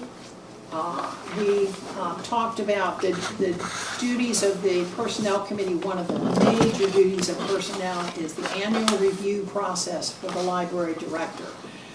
And one of the first things that the personnel committee has been responsible for is coming up with the evaluation tool, the way of helping Tom with the goals and objectives that we would like for him to address during that year, so that at the end of the year, when we as a board do his evaluation, he knows what we're evaluating him on. So that's one of the major things is to come up with that tool. The second thing is that committee then is the committee that conducts the annual review in the spring, gets each of the board members to do their evaluations, they compile those evaluations, and from that we determine what kind of raise Tom would get. If he gets a raise, no, he's been getting a raise, so. Then there are several things that, and those duties are, I think those are defined by the state. I think that's part of what the state has in that manual has defined for us, for the personnel committee. But there are other potential responsibilities, and some of the things that were listed, and these were just things that came on those charts. So we have, Or in the bylaw discussion, some of them came from that document, it's just tried to synthesize them down to one place. right, So. right. We had on here, and again, please understand, as we're talking about this, these don't all have to be there. There could be others that we think we need to add here. What I'd like us to be able to do is by the end of today, have a working list of the duties of these two committees so that these two committees can start functioning. The other thing that we're going to have to do for these two committees, we have John's name has been recommended as the Finance Committee Chair and Ryan's name as the Personnel Committee Chair. And we need to vote on those today. We put those off from before, so. Let's go through these other potential responsibilities for Personnel Committee. Would be the overview of the PRL organizational structure and advocate for formation of new needed full-time positions for approval of the full board. Next one is serve as the nominating committee to nominate the board members for the board chair, vice chair, secretary, and to nominate the board members as committee chairs for the Finance Committee and the Personnel Committee. Next one is develop other ways to conduct reviews, which would be part of that annual review process, such as a 360, doing a 360-degree evaluation or exit surveys or etc. Another one is evaluate the annual review process for all employees of PRL. And then another one, look at the library whistleblower policies for financial waste, abuse, harassment, intimidation, etc. And then develop a contract for the library director, are suggestions that have come up. I think maybe we ought to go one by one on these and just say, are we comfortable with this as a responsibility? Is there a change that you would make to this particular statement? Could I just say something? I think maybe what we should do is, obviously we know that the library director process, annual review process is kind of priority right now. And I think these other things aren't necessarily like you have to do these, but like these are things we would like to see over time or sort of goals over time. Obviously that's a lot to put on a personnel committee to say right now, this is what you need to do. But if there's agreement that these are things we want to work towards, I don't know whether the board wants to kind of put a timeline on that or let the personnel committee come back with suggestions. But I wouldn't say that these all have to be done, but it could be something that they look into. That makes sense. That's a good suggestion. Good suggestion. Other comments on that? That's really smart. Yeah. So what we can do, I like that, that to say that the annual review process is number one. That is a huge responsibility of the Personnel Committee, and these others are potential. And when the Personnel Committee meets, then they can begin to define some of these things that they would like to, they feel are part of their job. I think a goal would be that each committee sort of starts to develop a list of what their responsibilities are too, so that we have informational knowledge that can be handed on, you know, to a next personnel committee. Obviously, we're all not going to be here forever, so, but start to build that informational knowledge. Yes. If I might, I like the idea that you have at least the parking lot, you know, where you can keep the ideas. I think maybe you might start this with saying that this would be potential ideas for, you know, a fiscal year or maybe a 2-year fiscal year period as it lives in the document, and then that will help give us a timeline when we need to review it, but help it not to kind of get lost. Yeah. And kind of on what Christy was just talking about too, one of the things that I've started playing around with is the idea of us as a board, probably in the January, February timeframe, come up with a, and I, for lack of a better term for it, something like an administrative manual that we define in that administrative manual what what the responsibilities are of each committee, what their timelines are, what is the timeline for the evaluation, what is the timeline for a nominating committee, what is the, those kinds of things, that obviously would be a living, breathing document in the sense that as things are done, there may be a time we say, for the last 3 years we've done it this way, we'd like to change how we do it and change that. But it would be, as you're saying, something we can then pass on each year to say, this is the structure of how we are now working as a board. And we feel like this would be a good roadmap each year, so we don't start each year going, what is the duty of this particular committee? So I think it would be a good idea. Again, that's down the road, not today, but a suggestion that we might want to think about, and that's where some of this would find a home. So I think the only other piece under other potential responsibilities that has been happening that way is the mention of the nominating committee. So I think that's been part of the process, so obviously that wouldn't come out of potential responsibilities. I think we could probably move that up to one of their responsibilities, if that's how we want to continue to do it. Oh, in the personnel committee? Yeah. yes. Yeah, it's always been part of it. It's always been part of it. The slate would come out of the personnel committee. So as an item here, you have the annual review process for the library director. There could be another bold heading to serve as the nominating committee, nominate board members for board chairs or officers. So I think that you're right, because that is a have to rather than a think about. Yeah. So we move that up there. Well, and I've also, as a result of, as part of conducting the review, item number 3 under there, develop other ways to conduct reviews, 360 evaluations, exit surveys and stuff. I think those 2 items, could be pushed up to the top.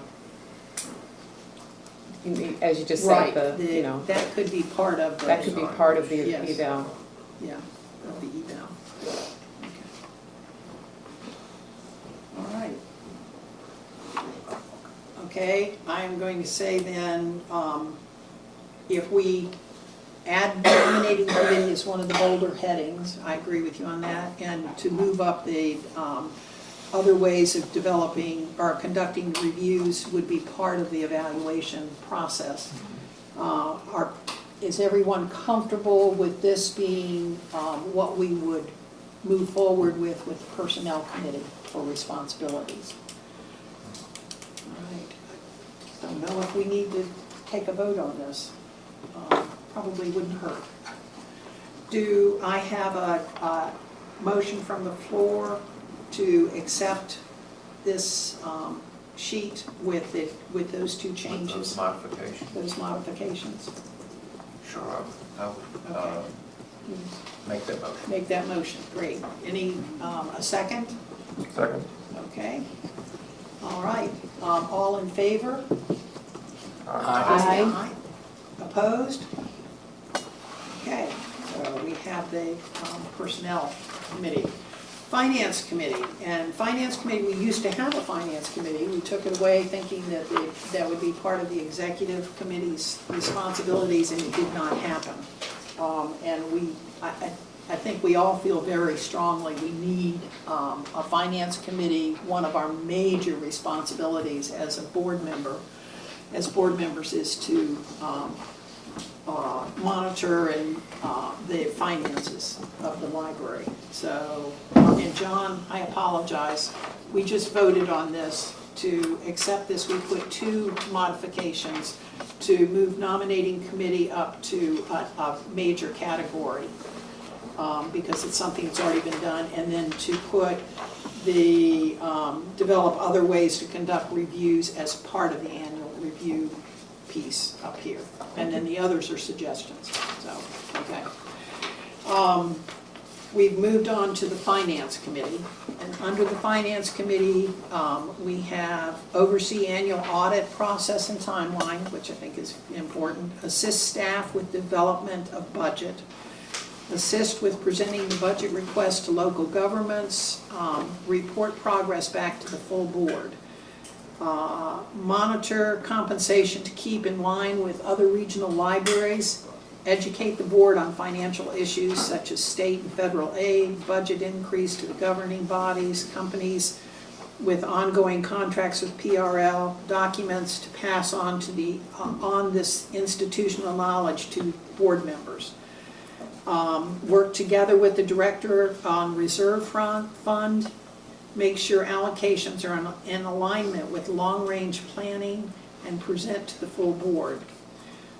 Assess to financial access, sorry, to financial statements, bank, brokerage, etc. for oversight.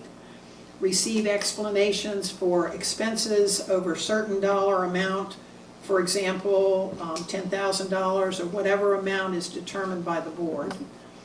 Compile information on companies with contracts with PRL and provide information to the board. Accept gifts on behalf of the board and initiate thank you from the board.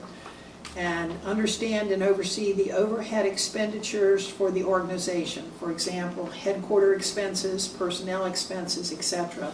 And give recommendations to the board. Discussion, any questions, comments? It's a lot of information. Just one comment, it doesn't need to be listed here, but the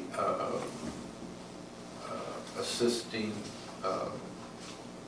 Tom in presenting to the Board of Supervisors for funds, it needs to be the representative from that jurisdiction. Right. Yeah. And let that person, either they feel comfortable doing it or they don't.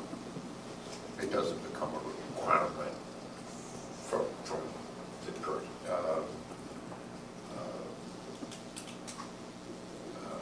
I've gone to the planning commission and board, and now I don't know hardly anybody on the board. I mean, at one point I knew them all. Now I don't. You know, now I'm a stranger. You know. Okay, but you're saying you don't feel like it needs to be modified? That doesn't need to be modified, Okay. but you don't send a Hanover person to King agreed. Gooch. Yeah. Yeah, don't send a Hanover person to Gooch. Right. That makes good sense. Even if they were chairs, you don't send them to Gooch Right. to ask for money. I agree. So, and again, because we haven't had the finance committee, you know, there are no duties that they've been doing before. So again, I think this is just a list of suggestions that have Right. come from various places. It's not like, okay, now go do this, but like, I think it would be good for the finance chair and the committee to take this and kind of look at it and say, what are our priorities? What do we see as like the most important? And, you know, and that can kind of just develop from here. So. Things like access to financial statements, what does that mean? We asked Tom for printouts, sure. I don't think we want anybody having access to our bank accounts. No. No. Not a good idea, yeah. Okay. Any And, other? I mean, I just see a lot of this as being really library director responsibilities that the finance committee is more just an oversight rather than, I mean, like assisting staff with development of the budget. Does that happen now?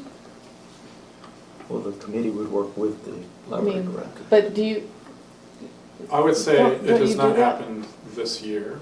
okay.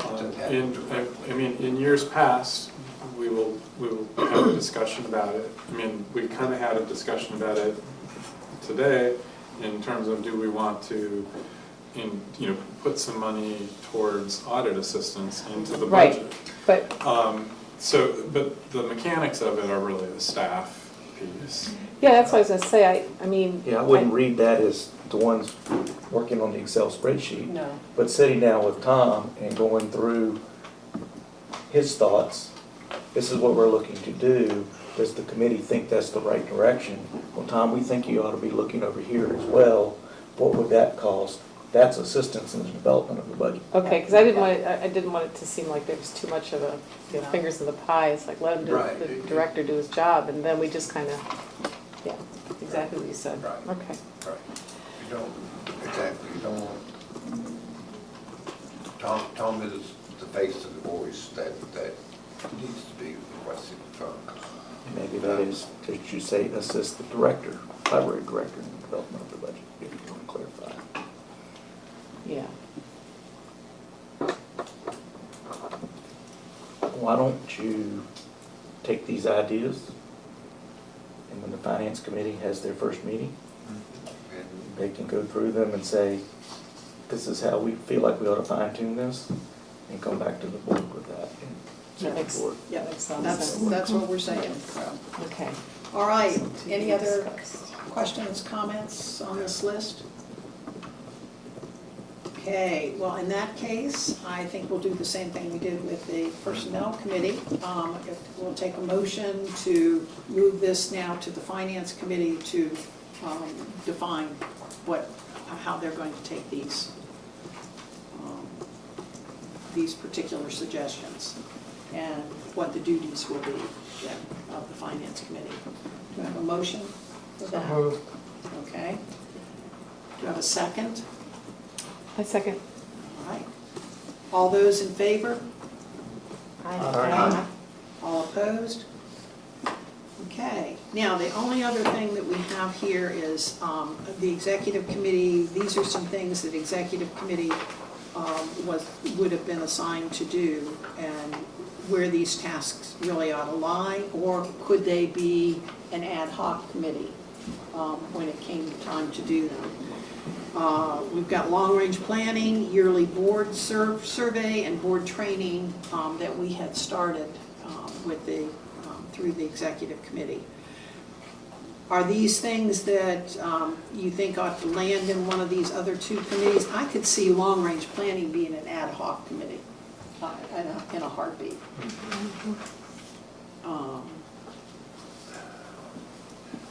Any other suggestions?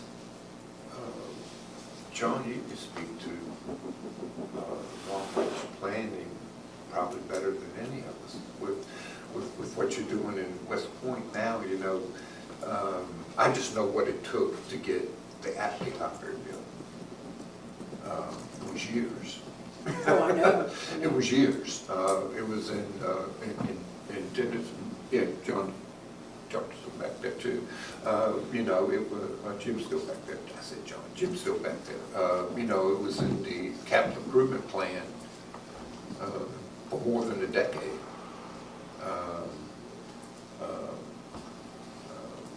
And So you I know, think this things happen, and actually, so there's more than just this board working with that. It's working with each county administration, and depending on the size of the project you're talking about, if you're Well, talking about. This is, I think, You know. talking more about like the five-year I understand. five-year plan, not necessarily a particular project, Right. but Okay.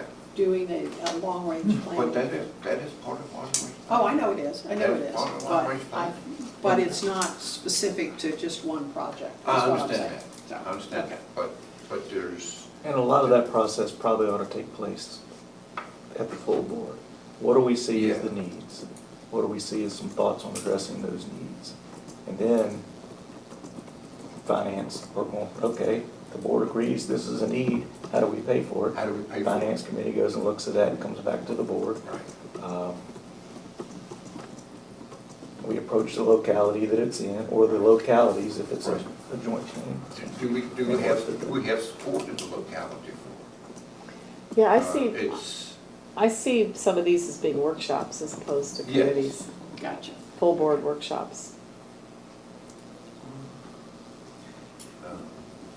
Right. Okay. Any other, well, I would just say that I think the yearly board survey and the board training plan Those are probably things that the chair could facilitate, or the elected officers of the board could facilitate that, rather than having a separate committee for that. I don't know if it's the personnel committee's responsibility, but I could see the elected officers taking that on, or the chair. Well, and it may be as simple as an annual work session to refresh our memory, orient new members, and complete the survey. Right. Yeah.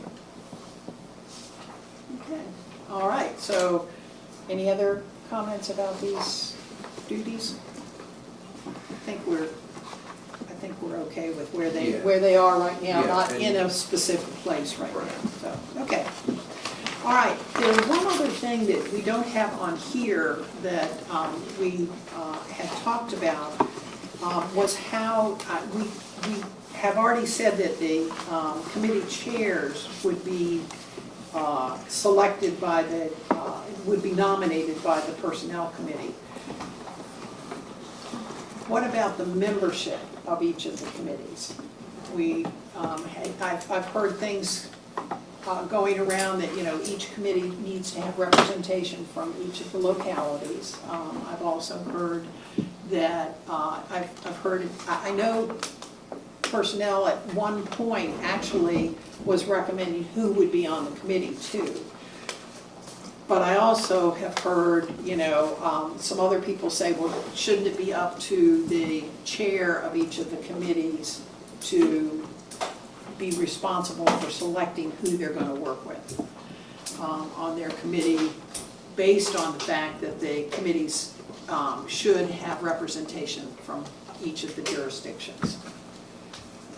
I'd like to say that we're an awfully small board, and I think it's more that the people who would like to work on committees will gravitate toward committees that they feel qualified to be in, that somebody who's interested in numbers would gravitate toward finance, somebody who's interested in personnel and HR kind of stuff. Rather than, I think that we're so small that we can kind of suss out who would like to work on what committee, and then the board can agree to it or not. That's kind of how I see it. Yes, I tend to, and it also, it you know, again, I think the committee chair ought to have a voice in some of it too. So. Thank you. Like you say, I'll use myself as an example. I shouldn't be on the finance committee. You know, it wasn't, you know, I'm 70 years old, that wasn't my career. You know, you need folks that with experience in that Yeah. to do. So I'll just use myself as an example. Is it our desire that each board member serves on at least one committee? Oh, sure. Is that the, okay, Yeah. so that's kind of the expectation. Yeah. So, and. So are we So going a little to? bit, I guess it's a little bit of ask board members what committees they would like to serve on, but it is important to try to have somebody from each jurisdiction. I agree with that. Or miss So what we're saying is, though, that we would take that responsibility off of the personnel nominating committee, that they would not necessarily nominate the members. They'll nominate the chairs, but not the members of the committees, but we will work as a board to help determine who would be on each of the committees. Is that, For the am I current saying year, it correctly? for the current year that hadn't been fleshed out by the personnel committee, then we need to get these committees formed. So I think Right. we formed them here. Right. But going forward, I don't see a problem with the personnel committee providing a full slate. Here's who we're recommending for the board officers, chair, vice chair, secretary. Here's who we're recommending for each of the committees. Finance to be chaired by X, and the 3 other members to be these recommendations. Can we send out to each member their choices, like 1, 2, I guess it'd be 1 and 2. Do. Can we just, What committees? can we just do that now? which they'd like to be on, and then, Right. Can't we Well, I go think- around and Just say go around the and table. move on? yeah. All right, maybe what we ought to do before we move any further, let's go ahead and elect our two chairs.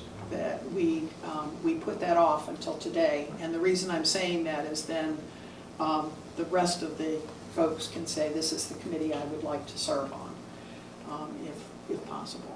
So, Did you want to? The thing that I was gonna say was, I mean, if we do only have two committees, if everyone needs to participate in a committee, you have half of the board on each of the committees. Right. I mean, it just seems like we don't need that many people on a committee in most. It's a big committee. Yeah, I mean, I agree. I mean, otherwise, just let the full board I mean, talk if about you're gonna- finance. It's the same with executive I mean, it's committee. circular. Well, currently, we have 4 jurisdictions that are members. If you have a representative from each jurisdiction, that's 4 members. That's a management Right. committee. Going forward, we'll have 3 jurisdictions. Three, You'll have a right. 3-person committee. Yeah. That's a manageable committee. That works. So if Ryan is the chair of the Personnel Committee, he would be the Hanover representative on the Personnel Committee. Yeah. Patricia, by default, would be the King and Queen representative because she's the sole King and Queen board member. yeah, So then that leaves Goochland and King William to figure out. And you're the You're chair, fine. you're King William, so personnel, I guess by default. So Lucky. It gets pretty simple, actually. Sounds like we figured But it out. Lucky you. so is it really necessary to have somebody from each jurisdiction? I'm just gonna throw that out there because I know Ms. Shipman's background is more finance, right? So that would be more your, maybe, so is it really necessary to have somebody from each county if we're bringing everything back to the Well, Ms. full board Shipman can be anyway? finance chair then, and I can be on the Personnel Committee. No, because I think you do have to look at what people's interests are too and what their experience is and what Expertise areas, their yeah. expertise area, and to say, well, you have to be on personnel because, but, so does it really have to be everybody from each county on each committee? Well, so far, somehow or another, I got stuck on both in the past. So, just saying it. yeah, me too. Don't even know how it happened. I think it would be good to have that representative. You think it would? Okay. If possible, maybe is the way to phrase it. Because as chair, I will attend both of them, but I'm not as a voting member Not of as the a voting committees. member, right. Right, where that leaves Barbara to do whatever, so. I think that came from, years ago, all the chairs were from Hanover. Ah, And that was not a good, that was not a good, it just wasn't a good. It just didn't look situation. good. Not that anyone was,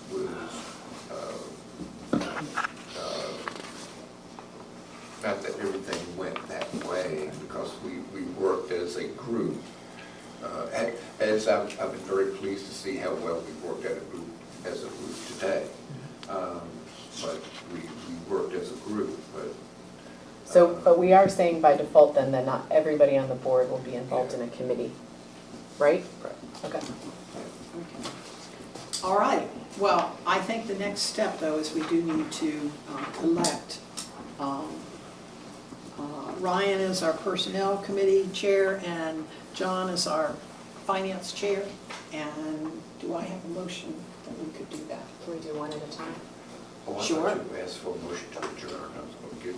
No, we still have a few more things on the agenda, sorry. Sure, I'll give you a motion Okay. for the. Now, do you want to split it? You just asked. Well, do we have to split it in Why do minutes? you need Okay, this? so it's I not know. necessary to Not bring it together. necessary. Okay. Yeah. Okay. So we'll go back to you and your motion. You I'm moved sorry, that I was we- talking and not listening. So you moved that we will elect have Ryan Ryan. as personnel and John as That's what I finance thought. committee chairs. Do I have a second? Second. Okay. All those in favor, please say aye. Aye. Opposed? On defeat. Each one of them Congratulations. says no. If they say Yeah, no. but they can't win. All right, as far as committee, the committee members, I hate to even throw it out, how do you want to proceed with committee members? Do you want to just Just go around the table. Make them pick. let them pick? Make Let them, pick. you guys work on setting up your committees? Oh, you want me to do Yeah. it? Well, I think You we don't already have to figured do out it, that you don't have Trish to and do Mary are it with here me. or today. I mean, I'd like you to do it And today then because we've got everything. I need one more. Who's from Goochland? I need, I'm Goochland. so you're gonna be on both, or you're gonna just I- do? I'll do whatever you need me to do. Well, that's up to you. Yeah, Now, what are you gonna be on? Or you're not I on either? will not, I want not on the committee, She but I could will be- attend the committee meetings, yeah. If she is the designated representative, I would think it would be for that committee, I would think it'd be appropriate for her to have. Yeah, a that vote. way Barbara doesn't have to serve on two. Yeah. Right, So you're more of a finance person, Right. aren't you? absolutely. I'll go, you know, If she's yeah. a finance person, I'll be on your committee. And I can. I've already got hand If you want me over. as the, Oh, as but you- I don't but- care. But now we've got a committee of 5. Oh, who do you have on it? Mary, Trish, myself, and then I need somebody from Goochland. I can be the representative. Sorry, Bob, So, unless we want a committee of 5. And then we've got almost the whole board. So you've got 1, 2, 3, and then she's Goochland, is that right? Correct. Okay. okay, and then John,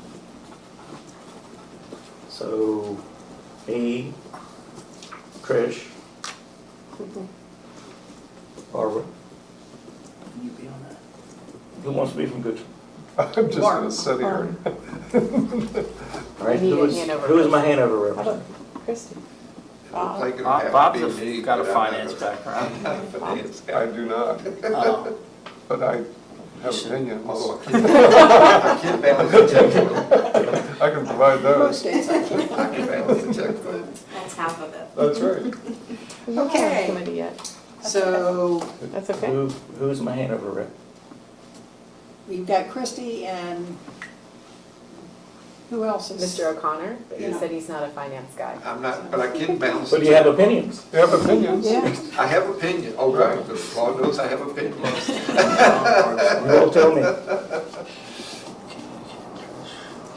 Okay, so committee chairs, are you comfortable with? I need a Hanover You rep. need a hand. Mr. Johnson, do you want to serve on the finance It'd committee? be fine.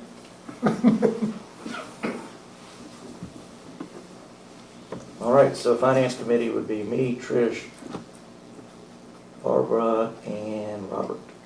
Sounds like a plan. And personnel committee is Ryan, Trish is on both because she's the only king and queen rep. Mary and Barbara Young. Joe? I make a motion that we, I'm just sitting here. make those committee I appointments. tried to do that. I Okay. second. Failed. All right, we've got a motion to accept those as our committee representative, or committee members, and we have a second. All those in favor, please say aye. Aye. Opposed? Okay, we have our committees formed. Hopefully you all can get going with your committees and we can move forward with some of this. All right, we are ready to move on, and we are running. Yeah, okay, so the next thing is our FY '25 budget. Yeah, I got it. I got a 1 o'clock meeting. I couldn't do. Are we voting on the budget? Yes, we would like to. That's why you have it out to us. I don't think I can do it in 5 minutes, but I will try to be as quick as I can. This first page that I'm passing out is, we've got reporting on both sides about our budget category, which is for dues and membership. And this is in explanation of the questions that Ms. Sloan had asked. The specific transactions are on the wrong side, excuse me. But basically, American Library Association, those are library board trustee memberships. BJ's fits the budget category. We do a couple $1,000s worth of purchases with BJ's every year. $15 for the King and Queen Historical Society. Mid-Atlantic Library Alliance, that is also like a cooperative library association. We are members of that, and they have committees that do a lot of procurements that are cooperative, so that we don't all have to do, 100 systems in Virginia don't do a procurement process for Baker and Taylor or Midwest Tapes or whatever it is. The Rutland Foundation is it's like the homeowners association for Rutland, where the library building is. We have to pay dues just like the people in the backyard in the house behind us, and that runs about $5,000 a year. And then we are members. The library is an institutional member of the Virginia Library Association. We also it wouldn't be in this line, but we also use their job line to advertise for professional positions. So if I can kind of hold off on questions, I'll just try to keep moving on some of this. And this next one has explanations related to Ms. Schumacher's in that, I'm sorry. And I will spend a little more time on this, just based on the questions.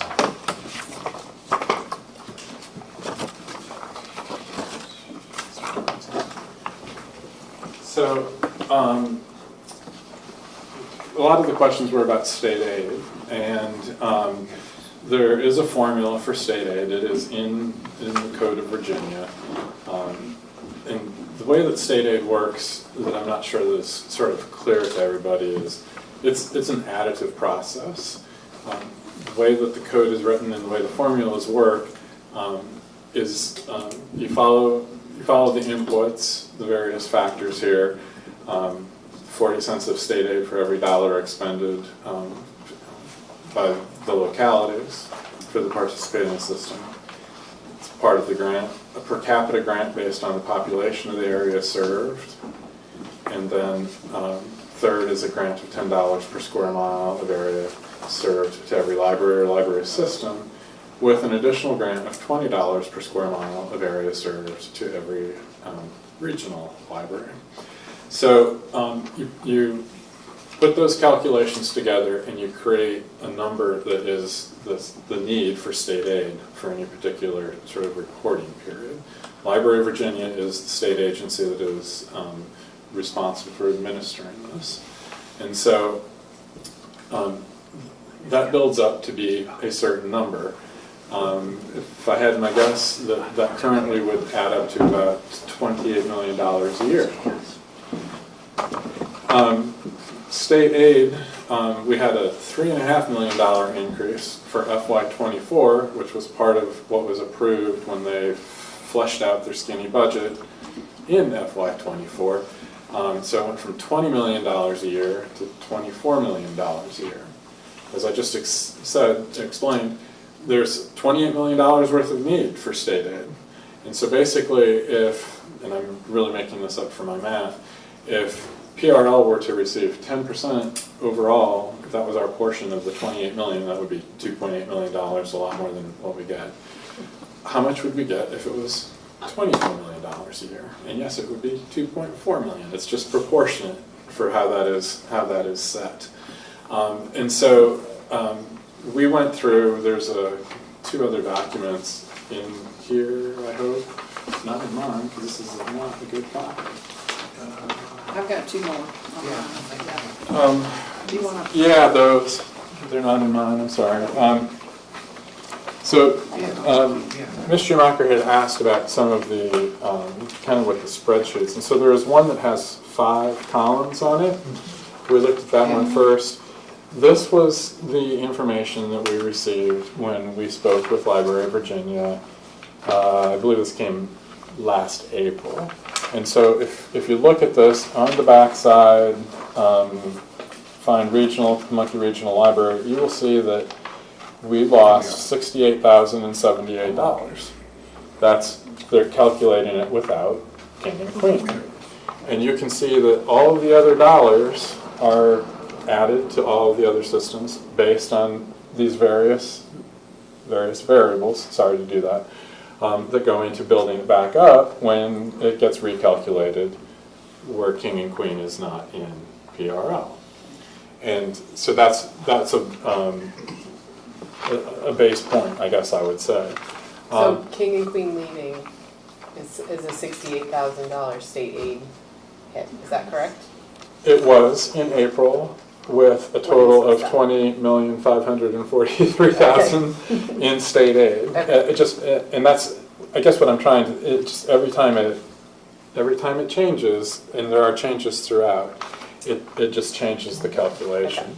It's not really a hard and fast number, is what I. It's proportional. A lot of it is kind of proportional, yes. So, and I mean, Craig County has pretty much like the smallest library, public library in the state, and you can see that if it's calculated without king and queen at PRL, they would receive $37 more that year. They could buy one more book. I mean, it's just, I mean, it's the way that the figures work. And so, I'm going to give that back to you, sorry. Thank you. If I could keep this one there. So the second sheet we received at the end of September. And this is showing new numbers, and we have new numbers for the current fiscal year. We haven't yet amended the budget for that.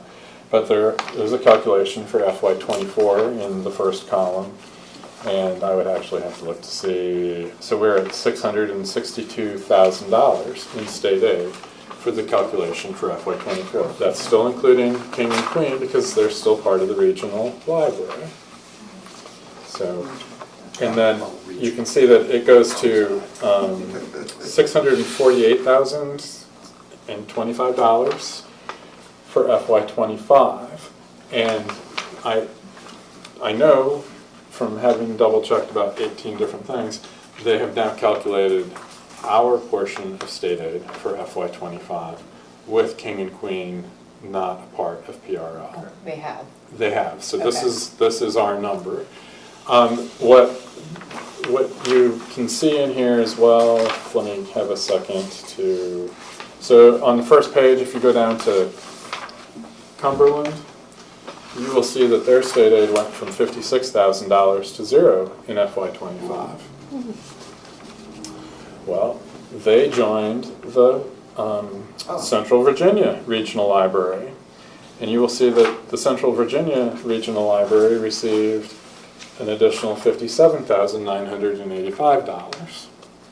So what LVA has told me is, from their experience calculating this a bazillion times, when a county leaves, they will be leaving state aid on the table. Like, they would not get their $69,000 in all other things being equal, because it will get spread out to some of the other systems. I can't even tell you what that would be because they've not applied, they haven't met the requirements for state So they aid would be at this listed time. under a county, Until they actually have a library system that meets the and requirements. they could apply them separately for that. They can, yes. Not, I mean, and we would kind of hope and expect that they would.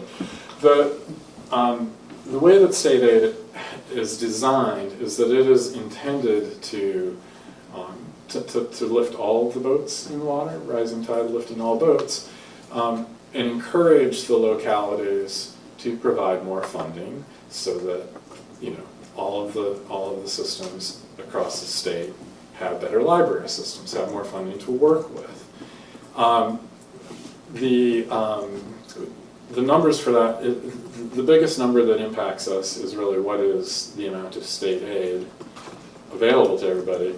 But the second biggest thing is that library systems that get regular increases or the larger increases in their local funding end up benefiting more from state aid. It will increase their proportion. So,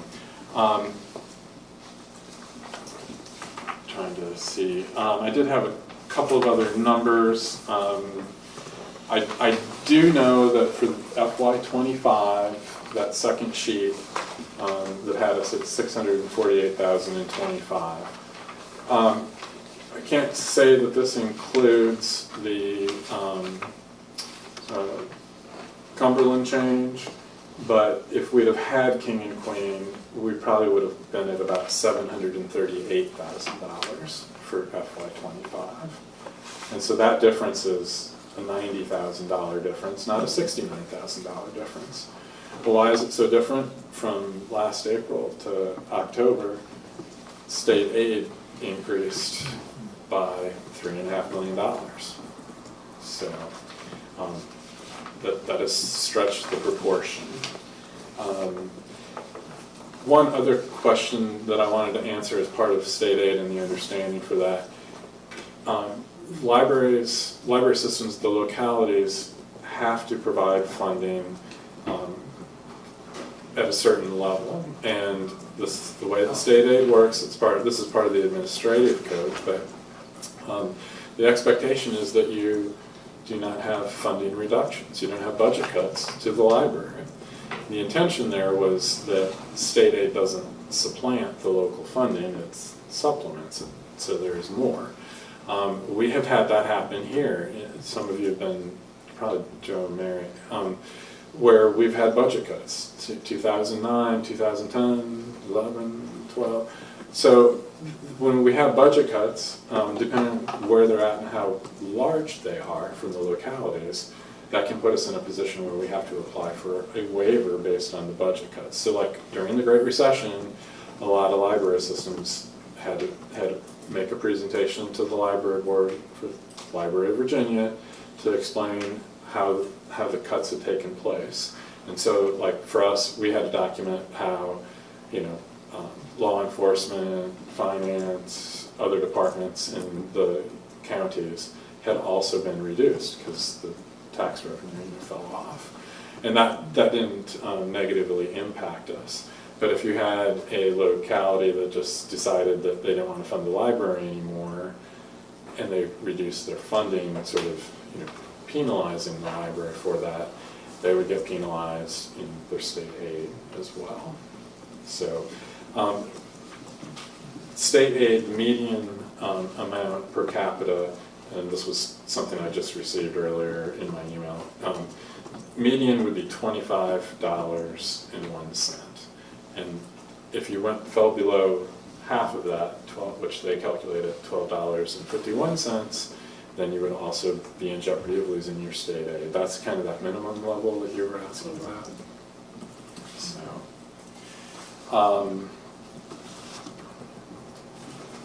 So Tom, not to cloud the question, but so say next year King and Queen has a library up and running and they do apply for state aid. If the pot of money doesn't get any bigger, everybody else is going to get dinged for that, including us. correct. It will look kind of like that first spreadsheet where, Craig County will lose $30 as it goes. That is correct. And that is part of the reason why we always strongly support an increase in state aid. The Virginia Library Association is the group that primarily carries that for libraries across the state.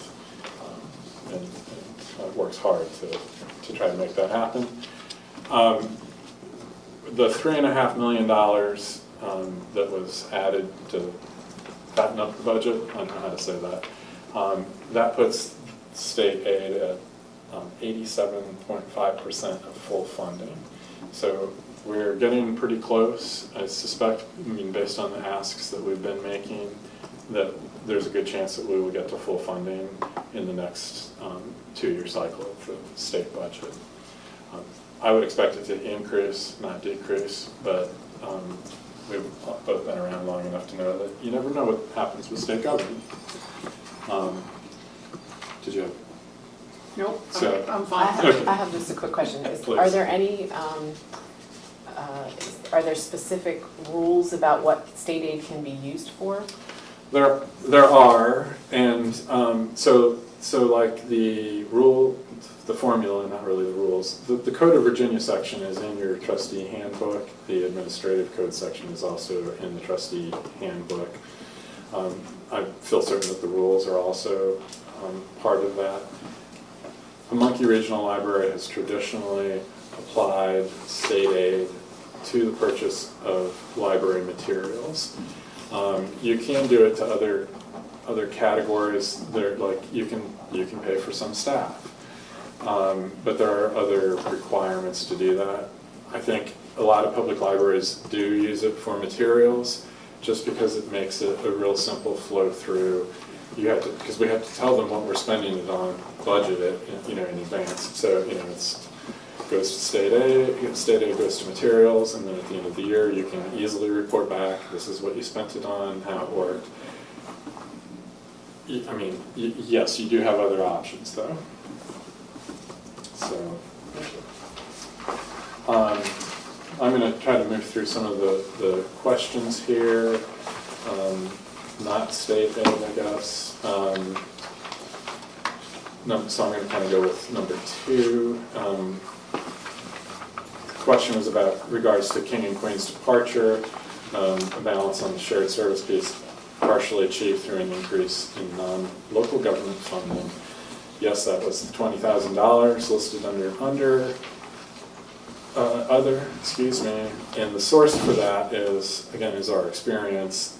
We have experienced an increase in lost item revenue, an increase in what we receive for charge for services, an increase in the investment income that is expected, that's the majority of this, and an increase based on the 23 final outcomes and 24 income through this year. So we just are expecting there to be more income in these other lines that has not been accounted for. And of course, we don't have any, well, we have little experience in 24, but this has happened in 23, and we've reviewed those numbers. And the investment income is from, why is that suddenly popping up? What is that from? So the library's reserve is invested. Okay. All of those monies are in Hanover's. I'm trying to He's left. the right word. They like LGIP investment pool or something? In their investment pool as that authority agent. And so they do some investments that we wouldn't really be able to because they have more money to use. And they basically credit the library with whatever our excess funds are that they have, whatever that portion of the pie is, we get the same portion of the return on it. And some of their investments are such that they can lose value, and occasionally it's a negative amount that we are credited with. It will be reduced, but they've done a pretty good job. I would say that since we've been with them, the income has been more than we would have expected. The timing is not always what we would have expected either. So, any other questions with that? Moving down to number 3, contractual increases. So really that is based on the experience from FY23 where our fees have come in at. It is not a very, well, I would say it is a very conservative approach. We're basically rounding up on these various expenditures to cover any increases that will happen. And we would expect there to be increases from multiple contractual sources.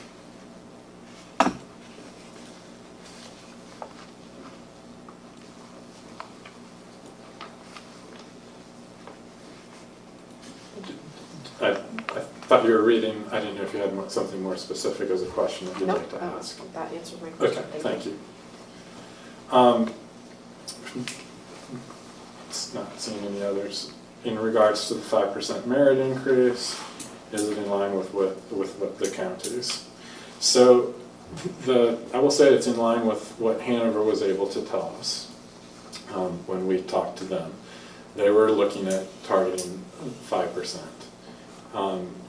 King and Queen is likely not targeting 5%, and I guess I'm not sure how do you want to include that in the mix or not.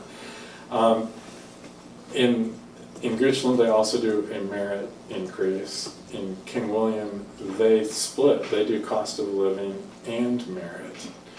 And I don't think that is necessarily just semantics. Cost of living would be something that everyone would get, period, and merit is based upon your evaluation.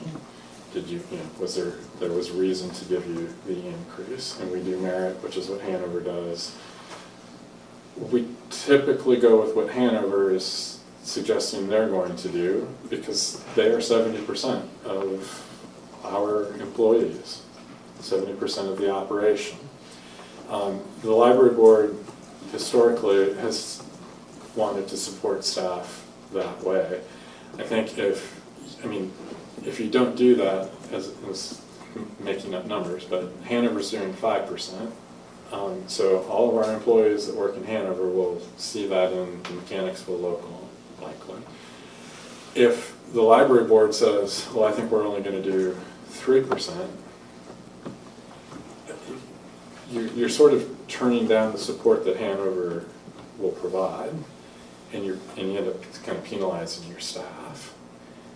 So we generally follow with what Hanover is doing.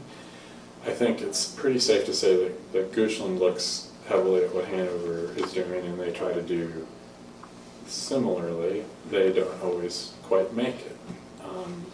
And we've had some discussions about that over the years as well. King William is probably about at the same level as Hanover.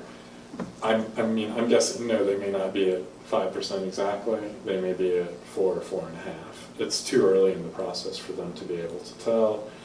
And that's part of the challenge that we have in developing a budget in August and September for the fiscal year ahead. No one has started their budget process. And as an example, I can tell you that for Hanover, like during the process, all of the counties, they can adjust the numbers just fine within their own process for their people. But for us, on the outside, there really isn't a process where, we give them a FY25 budget request in August and then another one in December, and then it's adjusted in, they don't want that. That doesn't help any of them. Which is why we get to May or June, we find out what's happened at the local budget process, what have they voted on to provide, and then we do all of this again with what we think are better numbers to work with. Okay. It's a request, but as a perspective, that's why we've targeted the 5%. Okay. You had asked on the phone call last week, or mentioned about the health insurance change. So again, the numbers that we had used are part of the 5-year plan numbers for Hanover. They had told us 8% increase. Finance has lowered that slightly for their calculation for 25, and it's not positive, it's 7.6, 7.5% instead. It's about a $30,000 reduction in the budget, and that's fine. They have come back to us in February, March, and said, we were wrong, it's going to be 12%, and we have had to go back out. It was too much money for us to be able to not update our budget request and try to get the funding from the localities. And I will say that, when that happened, 3 of the 4 of them understood what was going on, and that was not a big deal. But it is unusual. It doesn't typically happen. So when we approve this budget for FY 2025, that's not the end of it, it's just the beginning of it, because it's going to come back if things change. That's correct? It is correct. Okay. Yeah, really what you're doing is approving what we're going to request from them. Yeah. But that conversation about interaction with you all, what's your comfort level, that's a real reason why having finance committee will help us to Absolutely. to vet that stuff and have a better understanding of. So if Hanover County comes back and decides, their Board of Supervisors decides they're only gonna do 3% this year, there's still the opportunity for us to get in line with our counties. For example, I'm not. There will be. Last year was an example of that. I think our budget was 5% merit increase. Hanover actually did 7%. We went back and amended our budget and did 7%. Okay, Yes. all right, thank you. And, I mean, I will tell you that Hanover will do the calculation, and it will be in the county administrator's recommended budget. If they've decided to go to 3, they'll target a number, and it won't necessarily work out to be 3 for us. It may work out to be, 2.8, because they round it to, I don't know, the nearest $10,000 or something.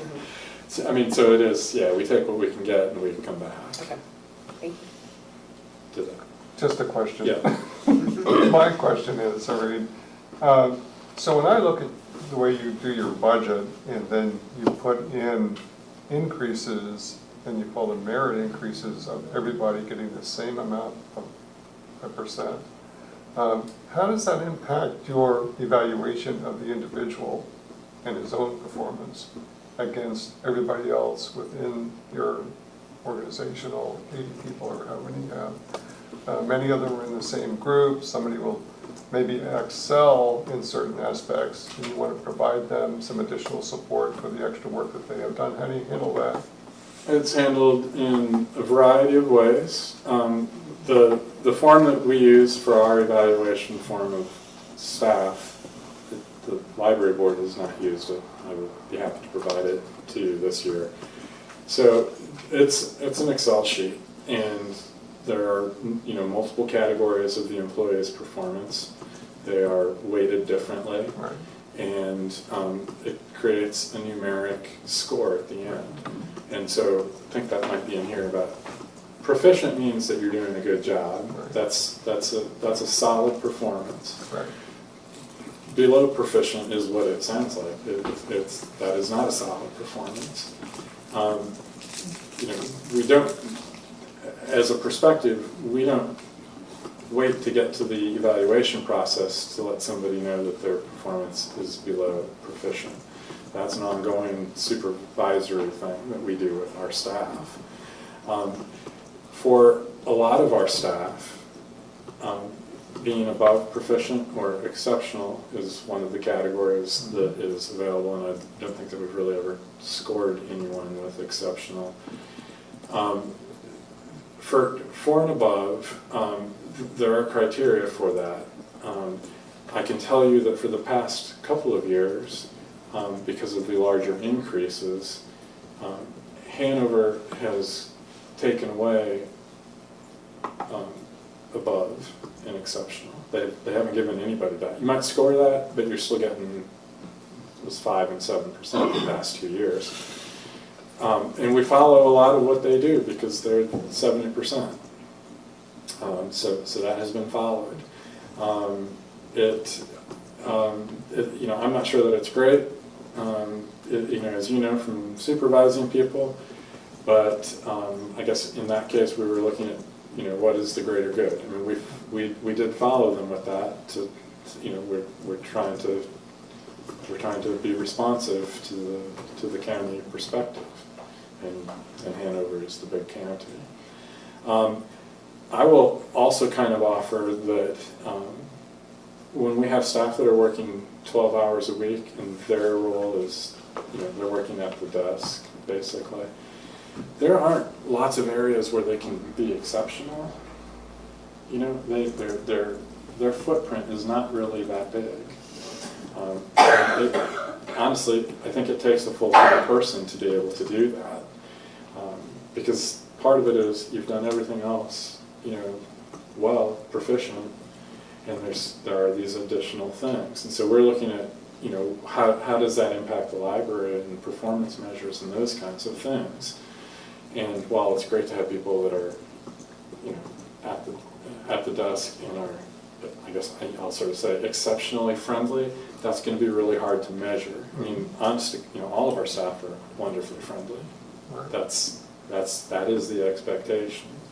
So that's kind of how we do that with the different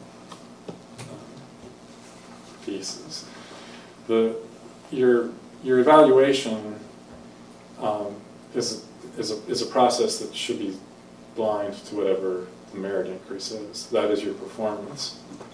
The results of the performance evaluation, are how we financially compensate people with a raise. But they're two different processes that way. Does that answer what you were asking? Sort of. Okay. Do you want to? I'll think about it. That's fair. That's fair. I'll think about it. So, that's 4A and B, I believe. 5 was change in the income being taken from the reserve fund. So, in 24, the $175,143 paid for the lease of the admin space, and it covered the change in merit. Okay. And that's part of a schedule that I don't think I have multiple copies of it, certainly today. We've had timing challenges. We've spent money over the past 2-3 years as part of ARPA or federal aid with the pandemic. That's paid for like the hot spots. We spend the money in a year, but then you have to apply to be reimbursed, and the reimbursement's coming in the next year, and so we've been kind of out of whack. And that was the suggestion May and June of last fiscal year. We've carried money over to help smooth that out and kind of even out the funding from year to year.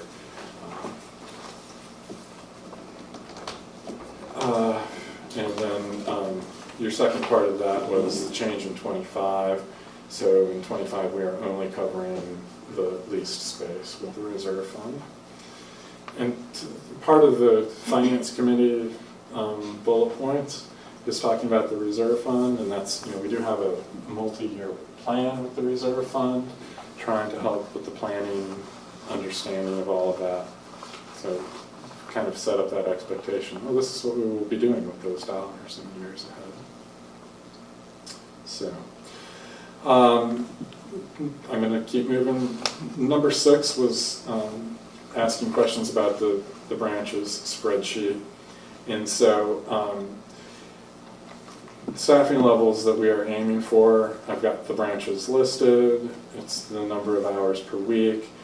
How many hours are they open in a year, just as the math for that. But yes, various branches have different staffing levels. And you will see that 2, 2.5, and 3 covers most of the branches. Ashland, Atlee, Mechanicsville particularly are at 4 and above. For many years, 4 was sort of the highest level. Mechanicsville was a larger branch, Atlee was larger still, so we've had to adjust for those. And then the other thing that goes into that calculation is, in how we are paying people. We don't create like a median dollar level and say, well, we're going to have 15,000 hours at associate at this level. We calculate each and every individual. They receive different pay rates. They started at different times. They get different increases, etc. So we're using like actual numbers. We're not targeting about what it will cost. So 6B. Why is the Mechanicsville branch such an outlier? It really is a terrible building to heat and cool. It has been like that since day one. I have seen great swings. I gave up on really worrying a whole lot about the utility costs there, and really everywhere, because it's hard to predict. That's one category where it doesn't help you to look at what you paid last year, because you don't know what the weather's going to be this year. and those changes will impact it. I'm sorry. You know, we can be in the range, that's wonderful. There's just no way to be spot on. So, we did look at that when we built Atlee. We took the Quinn Evans architects over there and said, so, like, what, you know, what would you do differently here? And they had a pretty long list of things, but the building is sited such that it takes the sun all day, and then it also has the windows, which I believe lose everything that we've done with electricity. Yeah. So, moving along, telecommunications at Atlee. So Atlee does not have, there's no other fees there. That is all the Atlee branch circuit, but that has the largest circuit for any of our branches. It's 300 megabits per second, and that does cost us to provide that. But it is set up to be able to have, you know, like live meetings, streamed meetings with the equipment, and you need to have that bandwidth to be able to do all of that. So, the number D, letter D, facility maintenance and repair. So, in Ashland, that is just a way of separating their fire alarm maintenance. So, I mean, that's an actual expense. It's not a maybe kind of a deal. At Atlee, that is the Rutland Foundation costs. And at Upper King William, the Upper King William branch it's just old at this point. The landlord maintained things for many years, and he primarily did it sort of himself. And I think what we are finding is that the cost of us having to do it, there is no, you know, fall and spring check of the equipment, you know, a couple $100, change some filters, tidy it up. It's $1,000 or more, you know, every time they come. There's a part that they're replacing. Given what we think is happening on the other end of the county in King William, I think we just ride it out and hope that we're not there in a year or two. I think that's the best that we really can do. But those are real expenses. Shared services, 7A. I think I'll just let you read 1, 2, 3, 4 for how those categories work, if that's okay. And then noted that there are technically contractual expenses in other lines, and we've provided you with a list of vendors for things in the various categories. I don't know if anybody has any questions about anyone who is listed there.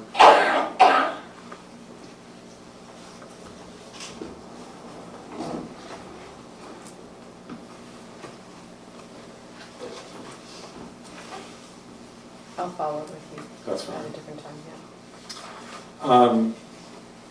B was a question about the $48,000 budgeted for hotspots. So hotspot is primarily a service. One of the vendors provided the equipment when we signed on for them, didn't charge us for it, the stuff at that time. The other one did charge us, so however you want to count that, I would say we own the equipment. That's one of the capitalization questions in finalizing the 22 lease that required a lot of discussion. And as I've noted here, both of those were acquired from cooperative statewide contracts, so have gotten good pricing. And they're all month to month. I think that was in my September or August report. We're in the process of removing hotspots from being lent because we've got to come down in the budget to make the $48,000 amount. So we've got that that happening. We started with hotspots in March of 2020 with the pandemic. You know, no good deed goes unpunished. It's been a service that has been highly used, but it's been a lot of overhead as well.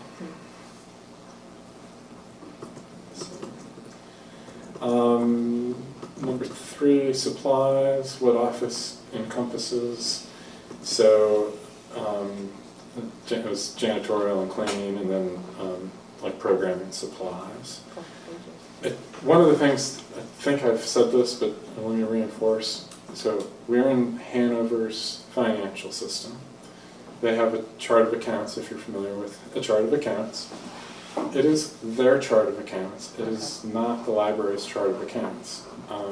Their chart of accounts doesn't change to accommodate the library. Our items get categorized in ways that I find still a bit unnatural. But So that's why you have a laundry on your chart of accounts. I was like, what is that? correct. Okay. And honestly, I mean, Cindy keys all this stuff particularly, so she is the one that, I mean, she's more familiar with it, and I rely on both of them to help make sure that we are, I guess, at the very worst, we are consistently categorizing whatever we categorize in the laundry category. So,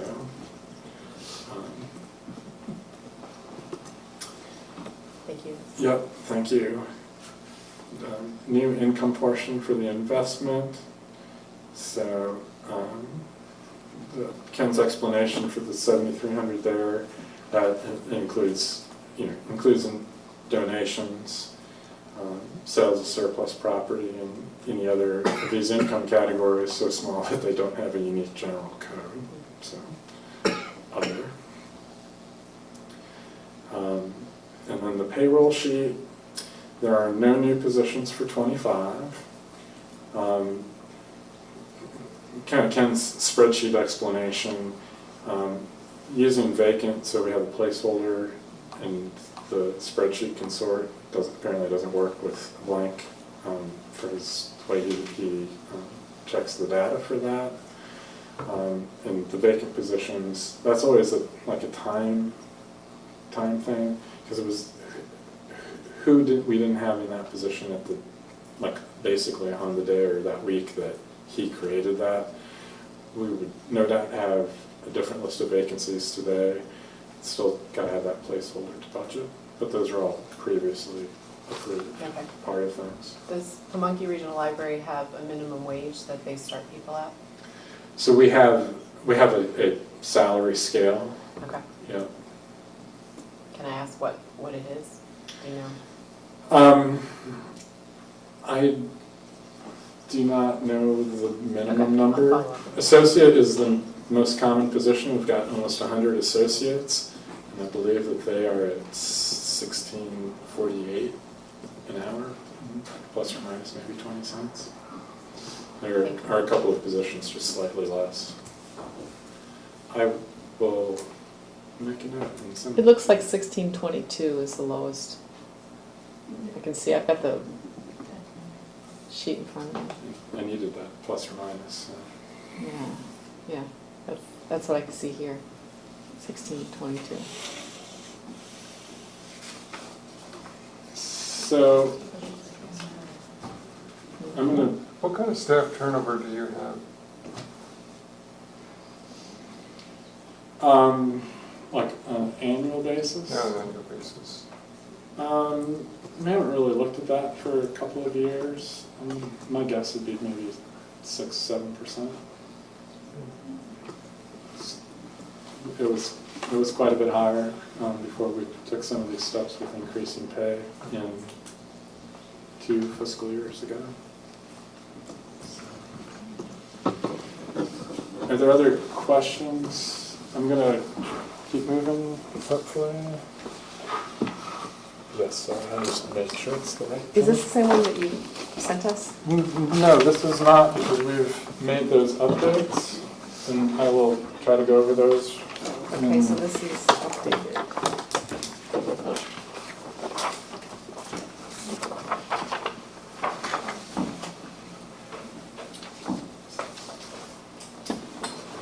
Kind of along the lines of what I was saying when we were talking about some of the questions. So we have updated our salary and benefits line because of that change in the cost of the health insurance. We went ahead and went with the number that we were provided from Hanover Finance for that. And then kind of significantly, that what is a change in this one, you will see in 25 staff proposed, it's the second column from the left. You will see the state aid amount has been updated to the $648,000. I did not print out all of it, but I did do the cover page from what was the previous document that had been shared. And you can see that state aid was $586,000.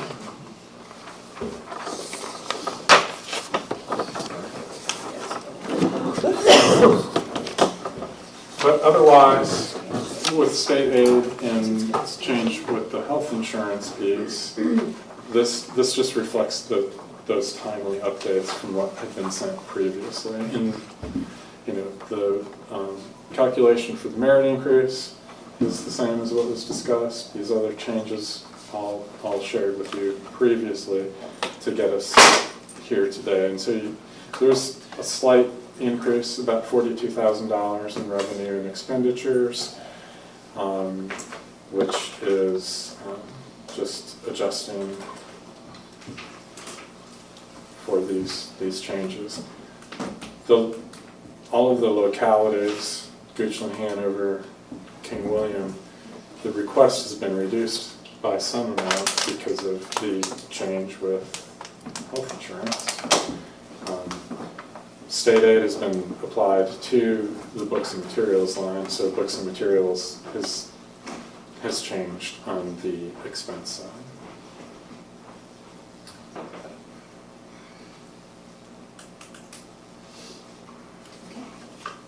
Are we at a point that we are ready to, If You're ready for a there are motion? no further questions, that would be wonderful.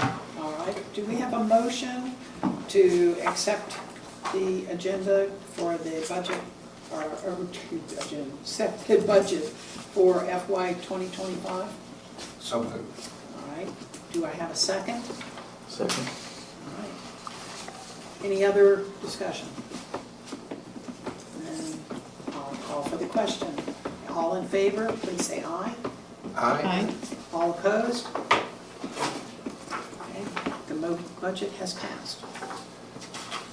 All right, the only thing remaining on our agenda right now is West Point Branch relocation project support.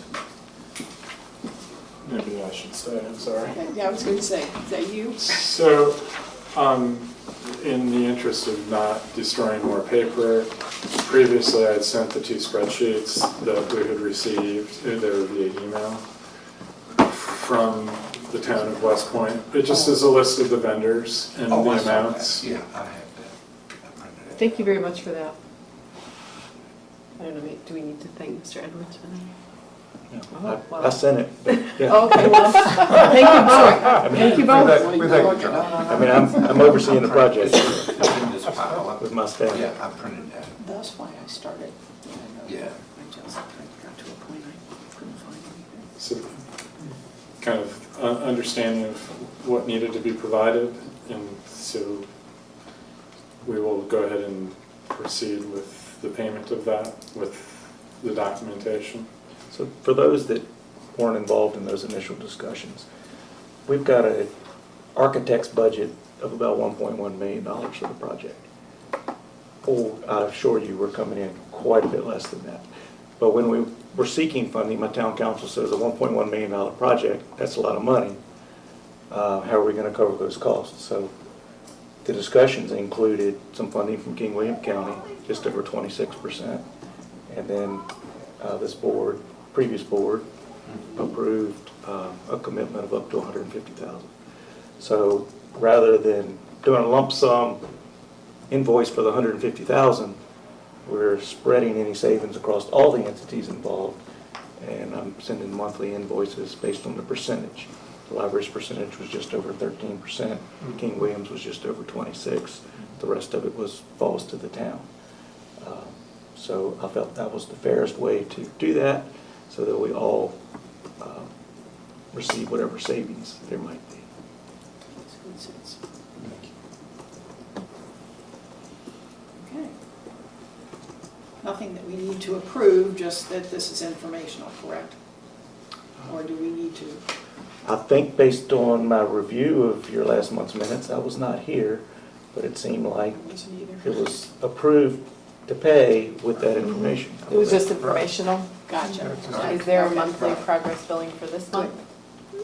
There was, and I was included in the spreadsheets Right, that Tom okay, sent out. so we need to make a motion every time we said to approve that? No, or it would be what's the- paid, well, I would assume it would be paid like other warrants Okay, of yeah. the library. They would pay them, it'd be included on your monthly list of warrants Right. under consent Yeah, agenda. this is just the backup. Yeah. Okay. Good. Yeah, because like we did for Ackley and like we did for, oh gosh, it was years ago, like we did for the little council there at Gooch. We had agreed in advance, and then as the invoices came in, we'd already approved the amount, as long as it was within the amount. Yeah. It came in as the warrants.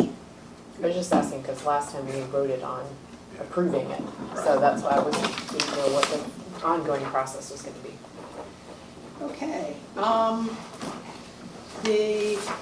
We have no new business, so, and tell me again, John, how I should say this. We're not adjourning, we are, Well, I have a 1:30 meeting. oh, well, Yeah, so you don't want to unfortunately, give us a tour. I gotta go, Yeah. So- I need to head back. Is there interest, are there people available to go briefly? They want to go look at the I'm with space? Barb, I'm riding with Oh. Barbara, so. Unfortunately, no, Then we can do it another time. Well, Okay. Let how me, far is it? let me take just a minute and I'll give you an update. Okay. Okay. When are we scheduled to be here again? We're scheduled to be in town at this branch in March, I believe. I hope that, not that we will be in that branch, but that it'll be certainly 80 to 90% complete to that point. We hope to have it available for move-in late winter, early spring. Drywall is up, they've begun painting, hanging ceiling grids. There are a couple of long lead items. The new rooftop HVAC unit was a 28-week lead, so that won't be here till February or March. So that will be one of the last things installed. So by the time the board meets here again, it certainly will be very presentable. I would doubt that the library has moved at that point. But we can at least drive by today. So, 433 12th Street. 12th Street. 433 12th Street, okay. Get back up Main Street toward the light, turn right on 12th Street. You'll see a big blue dumpster sitting in the street. It's definitely under construction. All right. In that case, I will take an